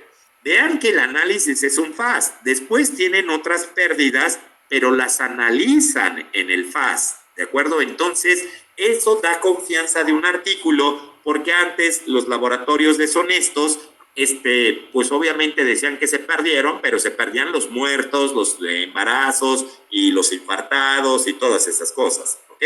Entonces, como ven, este análisis de FAS no es un ITT, pero la diferencia en ITT, que sería 1,391 y 1,377, estamos hablando solo de 14 pacientes, ¿de acuerdo? Entonces, eso es lo que hace que uno confíe en el análisis. Si yo les tuviera que llevar 1,391 expedientes y a final de cuentas llegué con 1,377, no creo que ninguno de ustedes dijera, bueno, Juan Carlos, te rechazamos para ser ginecólogo con nosotros acá en Perú, ¿ok? Ya que vimos y expliqué lo del FAS, aquí tienen las características clínicas, ya sea de todas las mujeres o de las de 18 a 35 años, lo pueden ustedes revisar. Y estas son las curvas de Kaplan y Meier. Son muy frecuentes en oncología, cardio, hemato, en todas las especialidades, pero no son tan frecuentes en ginecobstetricia, ¿de acuerdo? Entonces, vean que para interpretarlas, siempre como consejo, mis queridos colegas, vean siempre el eje horizontal, el eje de las X, es la duración del tratamiento en días, es un seguimiento a 600 días, y luego vean que en el eje de la Y está la probabilidad, pero vean que no va del 1 al 0, va del 1 a 0,98 y 1 a 0,98. De entrada, si alguien ve esto, sabe que la tasa de embarazo no planeado es menor al 2%. Entonces es un resultado espectacular, lo cual habla muy bien del medicamento, porque esa es la razón por la que se utiliza, lo prescribimos, y esta es la evidencia de eficacia tomando a las pacientes sin embarazo y ver cuántas siguen sin embarazo. En términos de Kaplan y Meyer, vean que son arriba del 98% de las pacientes están libres de embarazo no planeado. Ahora, si quieren verlo en índice de PER, entonces ahí tienen los dos índices. Vean que son menores a 1. No logran ni un embarazo por cada 100 mujeres año, lo cual los constituye en una evidencia tremendamente maravillosa de eficacia, porque ya quisieran los antihipertensivos y los fármacos en diabetes o los uteroinhibidores tener estas eficacias cercanas al 99%, vistos como índice de PER, ¿de acuerdo? Ahora, aquí tienen la seguridad. Vean que la seguridad es muy importante. Les preguntan a las pacientes cómo estaban al inicio, cómo están al final. Y aquí tienen los síntomas: mastalgia, acné, cefalea, incremento de peso, lo que ustedes quieran. Y vean que el porcentaje de reacciones adversas es menor al 4%. Ninguno de estos valores supera el 4%, lo cual significa que es un fármaco muy bien tolerado, muy bien, sobre todo cuando lo compara uno con otras indicaciones terapéuticas, ¿no? Y aquí tienen la satisfacción. Estas escalas que están viendo en pantalla las podrían ustedes aplicar en el consultorio. En el grupo de médicos con el que trabajo, todos biólogos de la reproducción, hacemos estas escalas y los pacientes nos califican en cuanto a nuestro servicio, cómo fueron atendidas, y no se les pide el nombre a las pacientes porque si no les daría miedo y van a calificar en forma incorrecta. Hay una manera científica de hacer eso. Si a alguien le interesa, con todo gusto me escribe y yo le comparto cómo se puede hacer. Bueno, vean que aquí el porcentaje de pacientes que calificó como muy satisfecho y satisfecha es casi el 80%. O sea, 4 de cada 5 pacientes están o muy satisfechas o satisfechas con ese método anticonceptivo. Y ya para terminar con el análisis del artículo, veamos el último. Este es otro artículo, pero tremendamente diferente en el sentido que es un estudio enorme. Se le llama el estudio INAS Score y fue realizado en Estados Unidos y en esos países de Europa que ustedes están viendo en pantalla, también publicado en el año 2017 en esta afamada revista. A diferencia del anterior, es un estudio de corte, es un estudio de vida real, se hizo en 50,000 pacientes con más de 5 años de seguimiento, lo cual contabiliza para 105,000 años mujeres de seguimiento. El objetivo es embarazo no planeado y retorno a la fertilidad. Y entonces esta es una variable muy interesante. Aquí están viendo otra vez las curvas de Kaplan y Meyer y vean que los valores se encuentran arriba de 0.94 o bien de 0.98, dependiendo del grupo de Estados Unidos, Europa, respectivamente, ¿no? Entonces estamos viendo eficacias de métodos anticonceptivos visto como curvas de Kaplan y Meyer. Vean que el mismo caso que el anterior no va del 1 al 0, porque si fuera así, estas curvas no se verían curvas, sino se verían líneas horizontales, casi hasta arriba de la gráfica, ¿no? Y si ustedes quieren ver el índice de PER, entonces está en el artículo y vean que la tasa de embarazos no planeados en el grupo de Europa es 0.5, un índice de PER extraordinario, y vean que el índice de PER para Estados Unidos es casi 4 veces o 3 veces más. ¿Se acuerdan cómo lo hacíamos? Lo que significa que Estados Unidos tiene más embarazos no planeados con el mismo método, ¿de acuerdo? Silenciado. Una eficacia descomunal, porque es 1.9 por cada 100 mujeres años y con el anticonceptivo. Aquí estamos viendo el anticonceptivo Dienogest comparado en eficacia contra otros anticonceptivos orales y contra otros anticonceptivos con levonorgestrel. A los 3 meses y 6 meses no hay diferencia en eficacia, pero vean que el estudio con 50,000 pacientes, más de 50,000, a los 12 meses empieza a haber diferencias. Por favor, saquen su celular y por favor dividan cuánto les da 0.3, que es el índice de PER con Dienogest, versus el índice de PER con otros anticonceptivos orales, que es 0.6. Por favor, dividan 0.3 entre 0.6. ¿Cuánto les da de resultado, por favor? Muy bien, Lucía, Guillermo, Beatriz, Tito, muchísimas gracias. Les da 0.5. Mis queridos amigos, están calculando HRs con un simple celular. ¿Se acuerdan? Lo comentamos la semana pasada. El índice de PER es una incidencia. Si dividen una incidencia entre otra incidencia, obtienen un riesgo relativo y vean cómo ese valor corresponde con el que están viendo en pantalla, que es una reducción del 50% del riesgo de tener un embarazo no planeado con Dienogest de sus otros orales. Ahora, amigos, por favor, dividan 0.3 entre 1. Es el índice de PER de Dienogest contra el índice de PER de levonorgestrel. Entonces, dividan 0.3 entre 1. ¿Cuánto les da? Gracias, Lucía. Gracias, Beatriz, Eva, Guillermo, Tito. 0.3. Vean cómo les da el mismo valor que viene en el artículo. ¿No les parece sensacional verificar que efectivamente los HRs que vienen en el artículo corresponden con los datos? Amigos, ¿ya les había pasado que un ponente explicara cómo se calculan los HRs a partir de índices de PER? ¿Me cuentan? ¿Ya lo habían hecho? A mí, cada vez que yo doy estas sesiones, me dicen que no, y lo he hecho en muchísimos países. Y a mí me encanta porque yo enseño estas cosas en la maestría y el doctorado y yo asumiría que cualquier persona que hable de anticonceptivos lo haría. Pero bueno, ahora ustedes lo saben hacer, ¿de acuerdo? Y me da muchísimo gusto. Al igual que nuestros maestros nos enseñaron a operar y a explorar pacientes, a mí me encanta enseñar y créanme que si pudiera transferirles todo lo que sé, lo haría de todo corazón. Ya calculan HRs y aquí está el retorno a la fertilidad. Estas son las pacientes de 25 a 34 años que durante el estudio decidieron embarazarse. Entonces salen del estudio y de ahí buscan un embarazo y vean que la tasa de embarazo a los 6 meses es 50% y la tasa de embarazo a los 2 años es del 90%. El que tiene una mejor tasa es Dienogest, seguido de levonorgestrel y seguido de otros orales, aunque es muy similar y por eso se las puse junto, en un solo valor.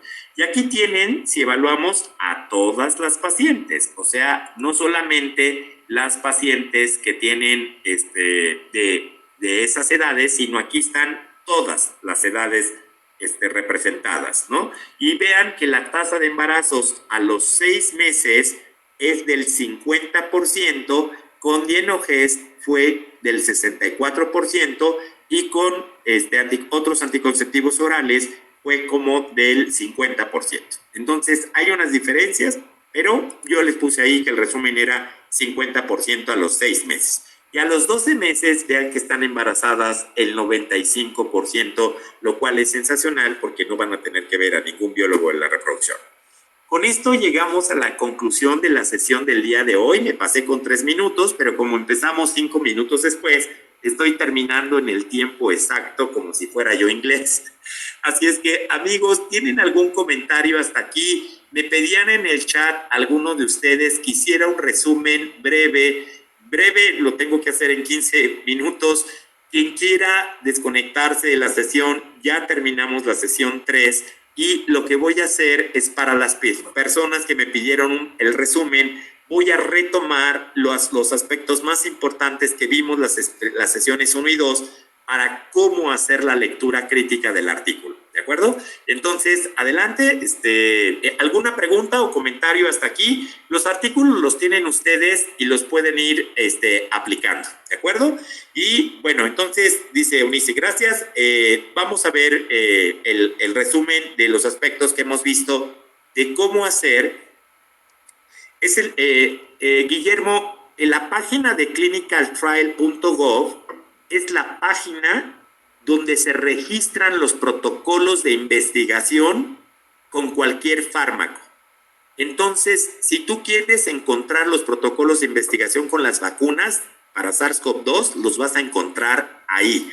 También puede ser la página europea, ¿de acuerdo? Hay una versión europea de esa página y entonces eso es para los protocolos de investigación, solamente para eso, ¿de acuerdo? Y con lo de patentes, Pilar, tú puedes entrar a la página si quieres, voy a hacer el resumen y después si quieres agrego un comentario en el chat porque no nos daría tiempo y no quiero que nos vayamos a extender por respeto a ustedes arriba de las 10 de la noche, que es una página de la FDA, la página se llama Drugs de la FDA. Bien, déjame compartir la pantalla, un segundo, déjame hacerlo rapidísimo, Pilar, voy a compartirles mi navegador y entonces así, si quieren, lo hacemos.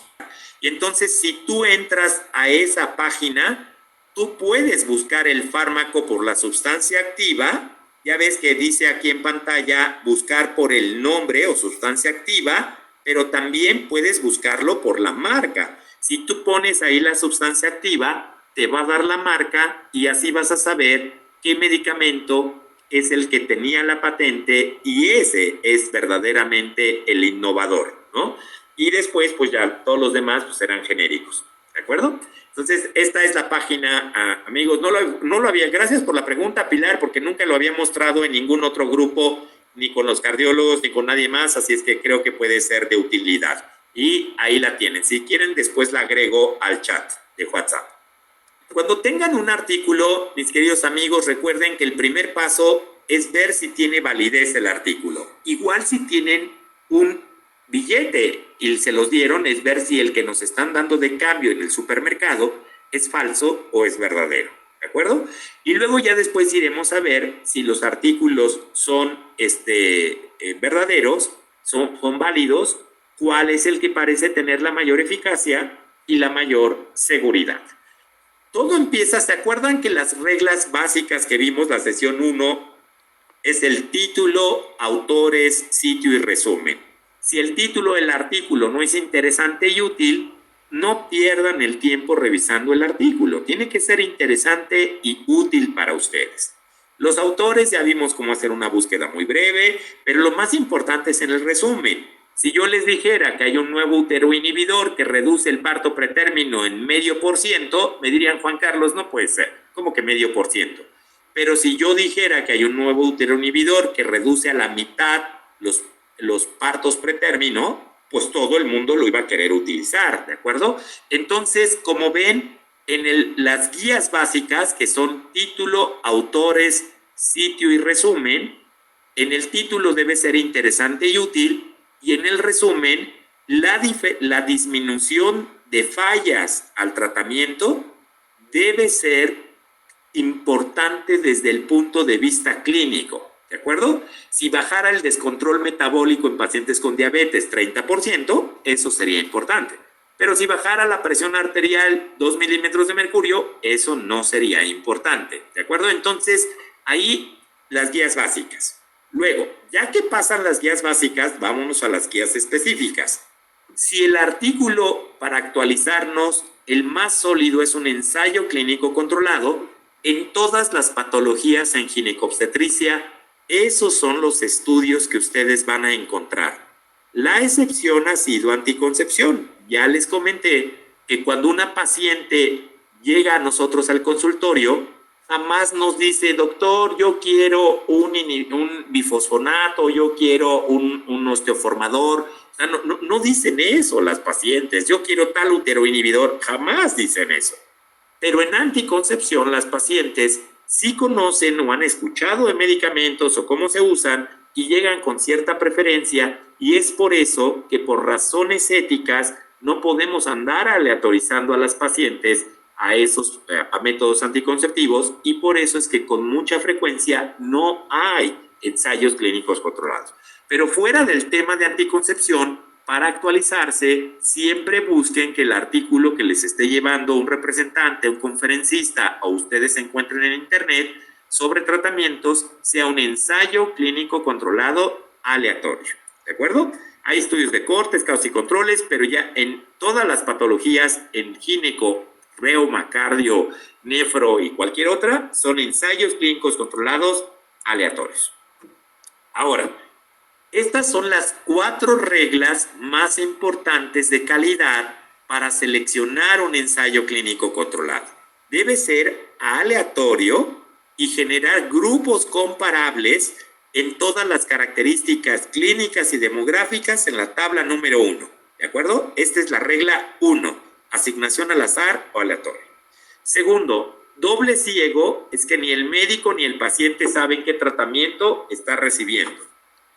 Tercer punto, el análisis debe ser el apropiado.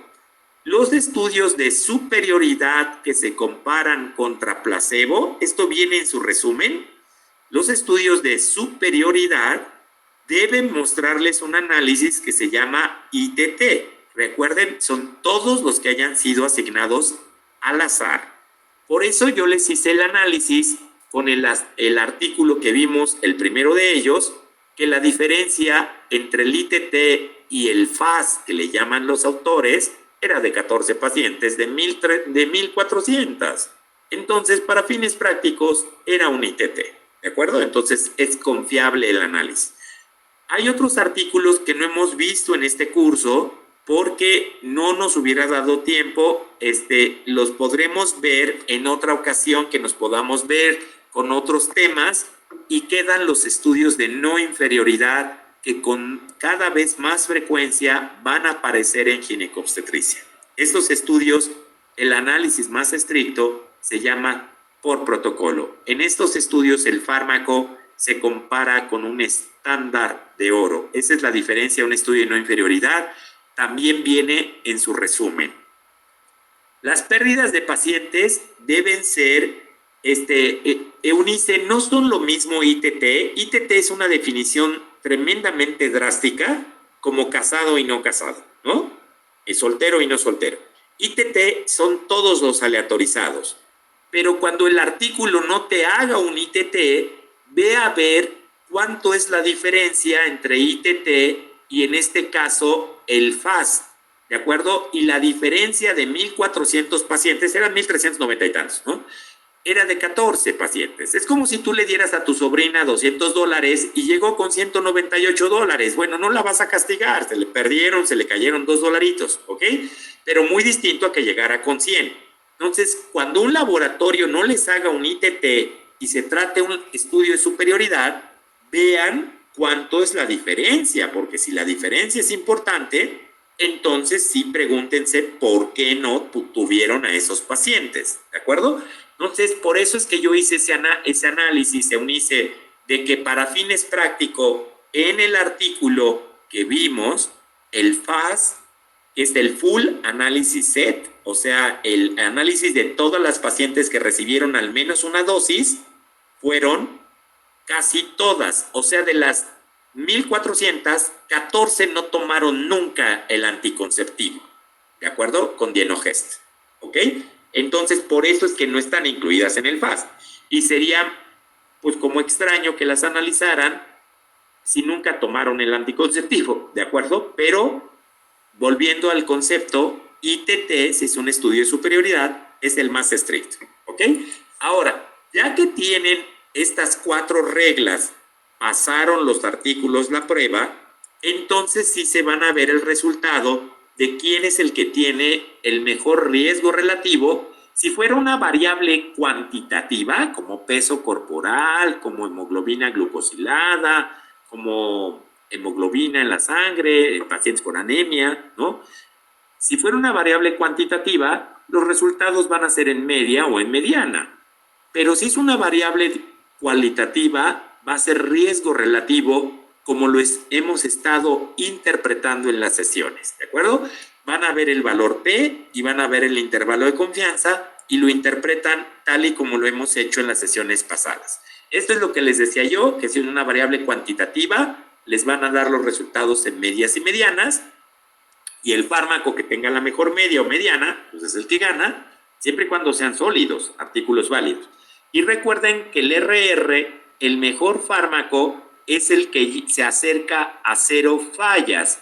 Pero recuerden que solo Dios, Jehová, Mahoma o física cuántica para los agnósticos se acerca a 0 fallas. El mejor fármaco en el mundo es aquel que, revisando artículos de calidad, porque son ensayos clínicos controlados, el ejemplo que estoy usando, es el que se acerque más a 0. ¿Quién de ustedes, qué fármaco, pónganme el color del fármaco que le darían a este familiar de los 6 que están en pantalla, con lo que acabo de decir? Por favor, ¿cuál es el fármaco? Guillermo, gracias. Lucía, gracias. Pusieron el verde. Raúl, muchas gracias. Porque si les hubiera dicho que el paciente es un político corrupto, pues entonces le damos este de acá, ¿de acuerdo? Estos disminuyen las muertes y estos aumentan las muertes, ¿de acuerdo? Dice Eva, perfecto Eva, tú eres de las mías, eres un ser humano honesto y hermoso. Y entonces, el lila, efectivamente. Amigos, este es el estándar de oro. Así seleccionan las guías NICE de Inglaterra y las guías de la FDA. ¿Quién es el mejor fármaco? Viendo artículos de calidad y luego aquí están graficados los RRs y evidentemente preferiríamos en osteoporosis, en amenaza de parto pretérmino, el que se acerque lo más cercano a 0 en fallas. Si quieren les pongo un ejemplo. Las vacunas para virus del papiloma humano. Yo uso la vacuna que tiene el RR más cercano a 0. ¿Por qué? Porque es el que tiene menos fallas. ¿De acuerdo? Esa es la vacuna más eficaz en el mundo. ¿De acuerdo? Y la otra, pues no sale el resultado tan bonito que la primera. ¿Ok? Entonces, como ven, así se hace la selección de eficacia. Si fuera un estudio de seguridad y estamos viendo RRs a la derecha de 1 y las pacientes tienen dolor, por ejemplo, ¿cuál de estos 3 analgésicos les daríamos?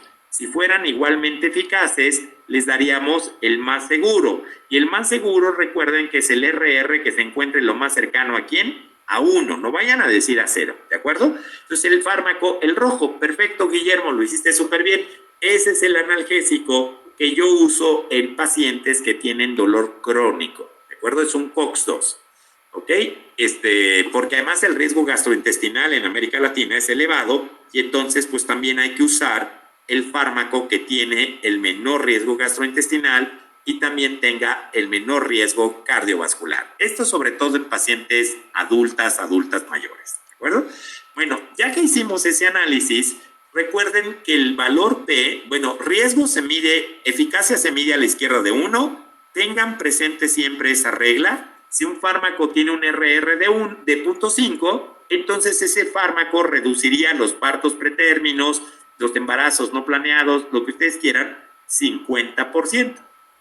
Con un máximo del 60% y un mínimo del 40%. Esa es la eficacia, la pueden poner en el expediente, yo se las explico a mis pacientes, no importa si son profesionistas o analfabetas, y les digo, señora, le voy a dar este fármaco porque es el que reduce más la posibilidad de que usted le pase eso malo, ¿no? Si le tengo que explicar a cuánto y es analfabeta mi paciente, le digo, es como si le bajaran el precio del pescado a la mitad de un día para otro. Y las pacientes entienden, y créanme que a veces las pacientes de menores recursos económicos son las que más esfuerzos hacen por usar un buen medicamento. Y bueno, cuando tengan un RR a la derecha de 1, ustedes saben que estamos viendo incrementos en el riesgo. Hay 3 fármacos, pero el que tiene menor incremento de gastritis sería el rojo, y para interpretarlo solo recuerden usar la fórmula que está en pantalla, RR menos 1%. Es un fármaco que tiene un RR2 con este intervalo de confianza, significa que aumenta el riesgo de gastritis 100%, ¿no? Pudiera ser un incremento del 70% y el máximo es un incremento del 140%, y evidentemente es un mejor perfil de seguridad que el fármaco moradito, que el fármaco lila, ¿de acuerdo? Entonces, como ven, ya estamos interpretando RSRs a la derecha e izquierda de 1. Habitualmente buscamos fármacos que tengan valores P menores a 0.05 porque esa eficacia debe ser porque es un buen fármaco y no por azar. Por eso es que buscamos valores P menores a 0.05. El azar nunca puede ser excluido del universo, pero sí en los estudios de investigación tenemos que comprobar que su contribución sea pequeñita y por eso debe ser menor a 0.05 o 5%. Y el intervalo de confianza es el rango de valores de eficacia o seguridad, como acabamos de hacer en el ejercicio, entre los que se encuentran 95 de cada 100 pacientes en su ciudad, o en su país, o en el continente, o en Europa. Tan importante es el intervalo de confianza que sirve para hacer esa conclusión. Y ya se acuerdan que hicimos el cálculo, vimos la campana de Gauss. No me metí mucho en eso, solamente mencioné que la campana de Gauss se usa en variables cuantitativas como peso corporal, como índice de masa corporal, como presión arterial, como hemoglobina, cualquier variable cuantitativa. Entonces, en campana de Gauss vemos desviaciones estándar y más 1 y menos 1.96 desviaciones estándar es el valor de prueba que tiene que superar un fármaco, separarse del promedio en reducción de peso corporal, en reducción de andrógenos, si los cuantificáramos en la circulación, o en reducción de colesterol LDL, si tuviera dislipidemia nuestra paciente.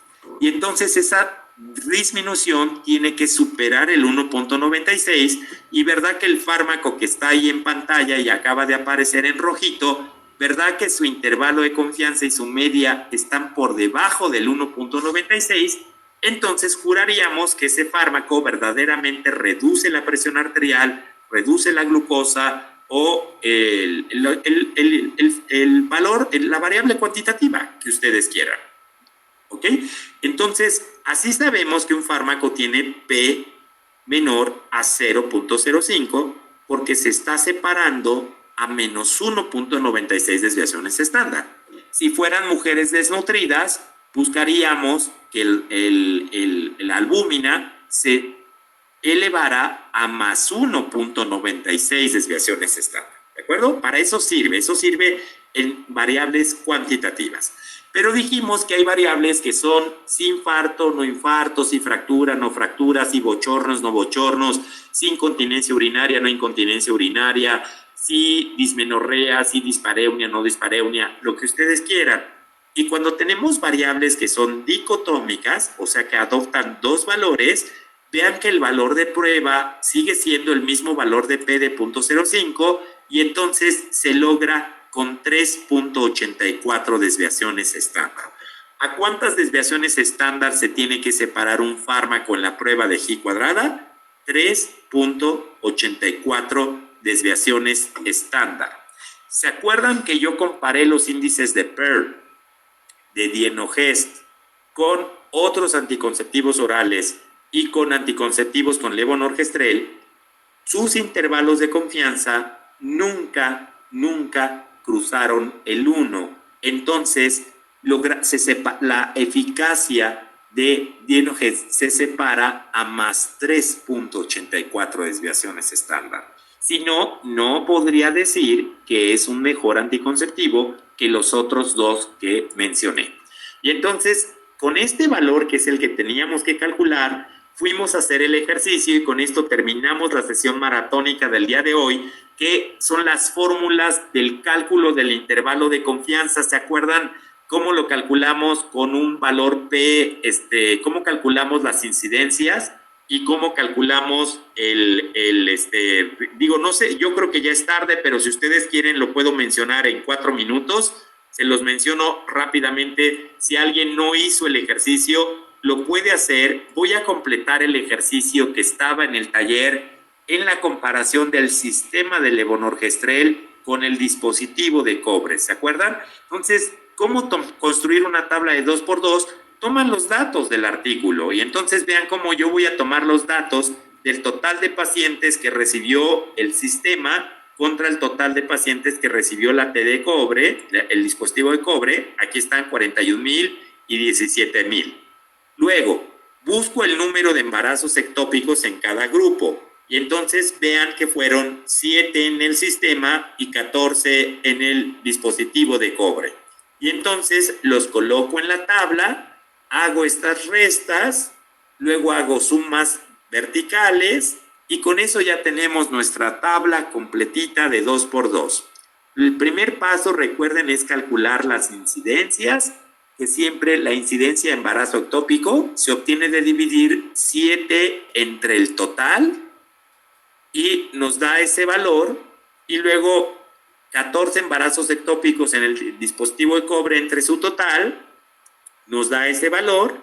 Aprendimos que hay que calcular el riesgo relativo en un solo paso, se hace abriendo paréntesis, dividen 7 entre su total, cierran paréntesis, le ponen el signo dividir, vuelven a abrir paréntesis y ponen 14 entre su total, y eso les da 0.21. ¿Cómo se interpreta este valor? Recuerden que está a la izquierda de 1, entonces 1 menos 0.21 nos da 0.79 por 100, es una reducción del 79% del riesgo de un embarazo ectópico si la paciente utiliza el sistema intrauterino de levonorgestrel versus el dispositivo de cobre. Después, ya para terminar la sesión, vimos la fórmula de G cuadrada, se sustituyen los datos. Aquí el comentario era hacer primero el numerador. Nunca anoten ese número porque es un número habitualmente estratosféricamente grande. Luego, ya que hicieron el numerador respetando los paréntesis tal como aparece en los ejercicios, en la página 10 del resumen hay un ejercicio hipotético que pueden consultar si les llegara a olvidarse o fallar estas operaciones. Y si lo siguen ese hipotético en la página 10, van a poder hacerlo de nuevo. Hacen el denominador y eso nos da la conclusión. ¿Se acuerdan que si el sistema quiere separarse del dispositivo de cobre, tiene que separarse a más 3.84 desviaciones estándar? Y vean que se separa a 13.7 desviaciones estándar. De tal manera que después ya nada más toca calcular el intervalo de confianza.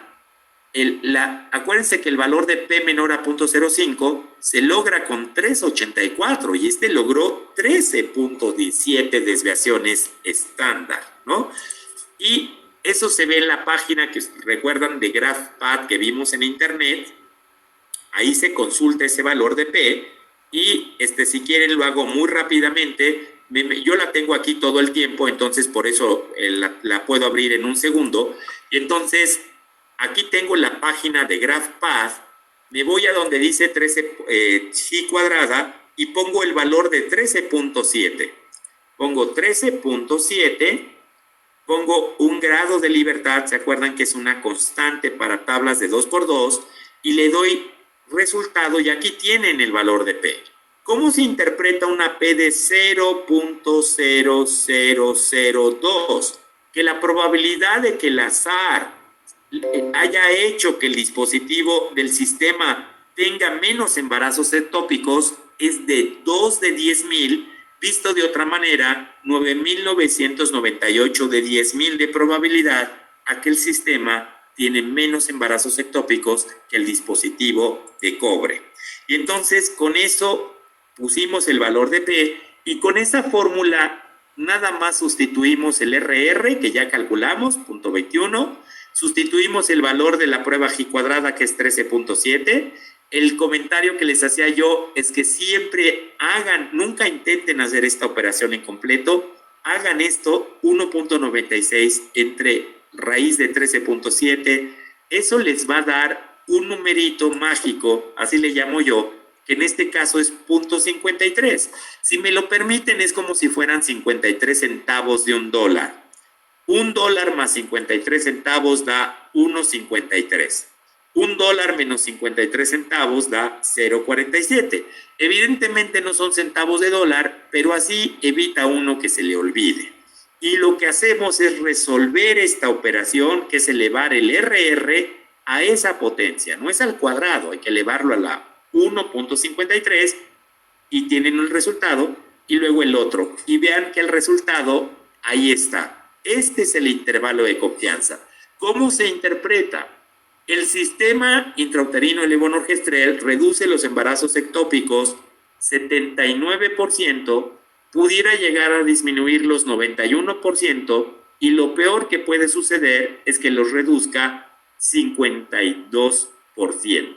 ¿Se acuerdan? Con la formulita de la izquierda de 1. Y entonces lo increíble es que vean que este resultado es casi idéntico al que viene en el artículo. A nosotros nos da .21 al artículo .20, a nosotros nos dio .09 al artículo .08 y al artículo le da .48, a nosotros .48.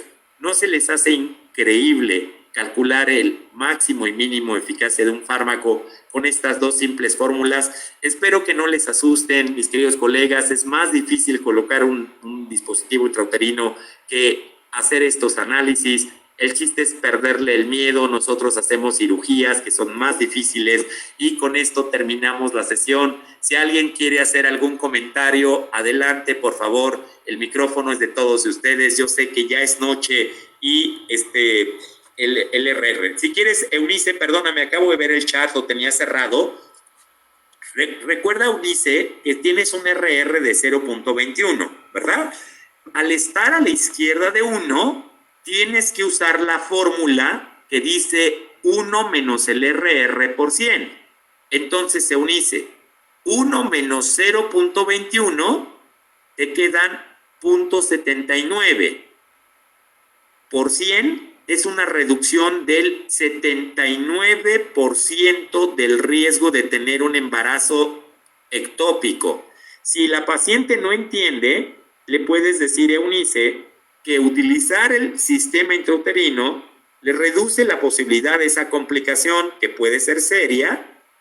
El equivalente es que le redujeran la renta del departamento donde vive 79%. Y las pacientes siempre entienden eso. Les encantaría una oferta de zapatos o de bolsos de mano con 79% de reducción de precio.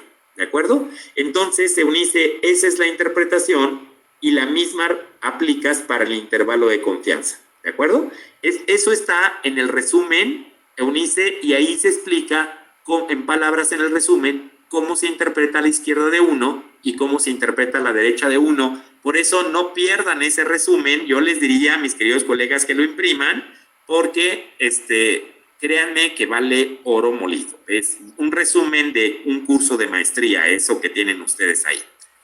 ¿Alguien más tiene alguna otra duda o comentario? De todas maneras nos vamos a quedar con el chat. Ya es noche. Les agradezco a todos su paciencia. Ha sido una jornada maratónica. En los otros grupos no he hecho yo el resumen, pero me lo pidieron ustedes y con todo gusto, y por eso nos alargamos 30 minutos. Les pido una disculpa y les mando un abrazo enorme y nos vemos la próxima semana. No se vayan a perder la sesión porque vamos a ver cómo se critican los estudios de vida real, que ahora son muy importantes, ¿no? Oigan, me pone ahí Guillermo que si las variables dicotómicas son las cualitativas. Las dicotómicas son cualitativas, pero hay variables cualitativas que pueden adoptar más de 2 valores y se llaman politómicas. En pocas palabras, Guillermo, toda variable dicotómica es cualitativa, pero hay otras cualitativas, ¿ok? Ya no los desvelo más. Cualquier duda me lo ponen en el chat, por favor. Un abrazo. Gracias, doctor Falcón. Muchísimas gracias. Gracias, Ivonne. Gracias, doctor Falcón. Gracias a todos los médicos. Realmente nos deja muchísimas enseñanzas, doctor. Así que nada más invitarlos a los médicos para que se conecten el próximo viernes. Muy bien, ya tenemos la última sesión. Gracias, Ivonne, a ti por estar con nosotros y muy buenas noches a todos. Un abrazo y cuídense mucho, por favor. Gracias, hasta luego. Buen fin de semana. Igual.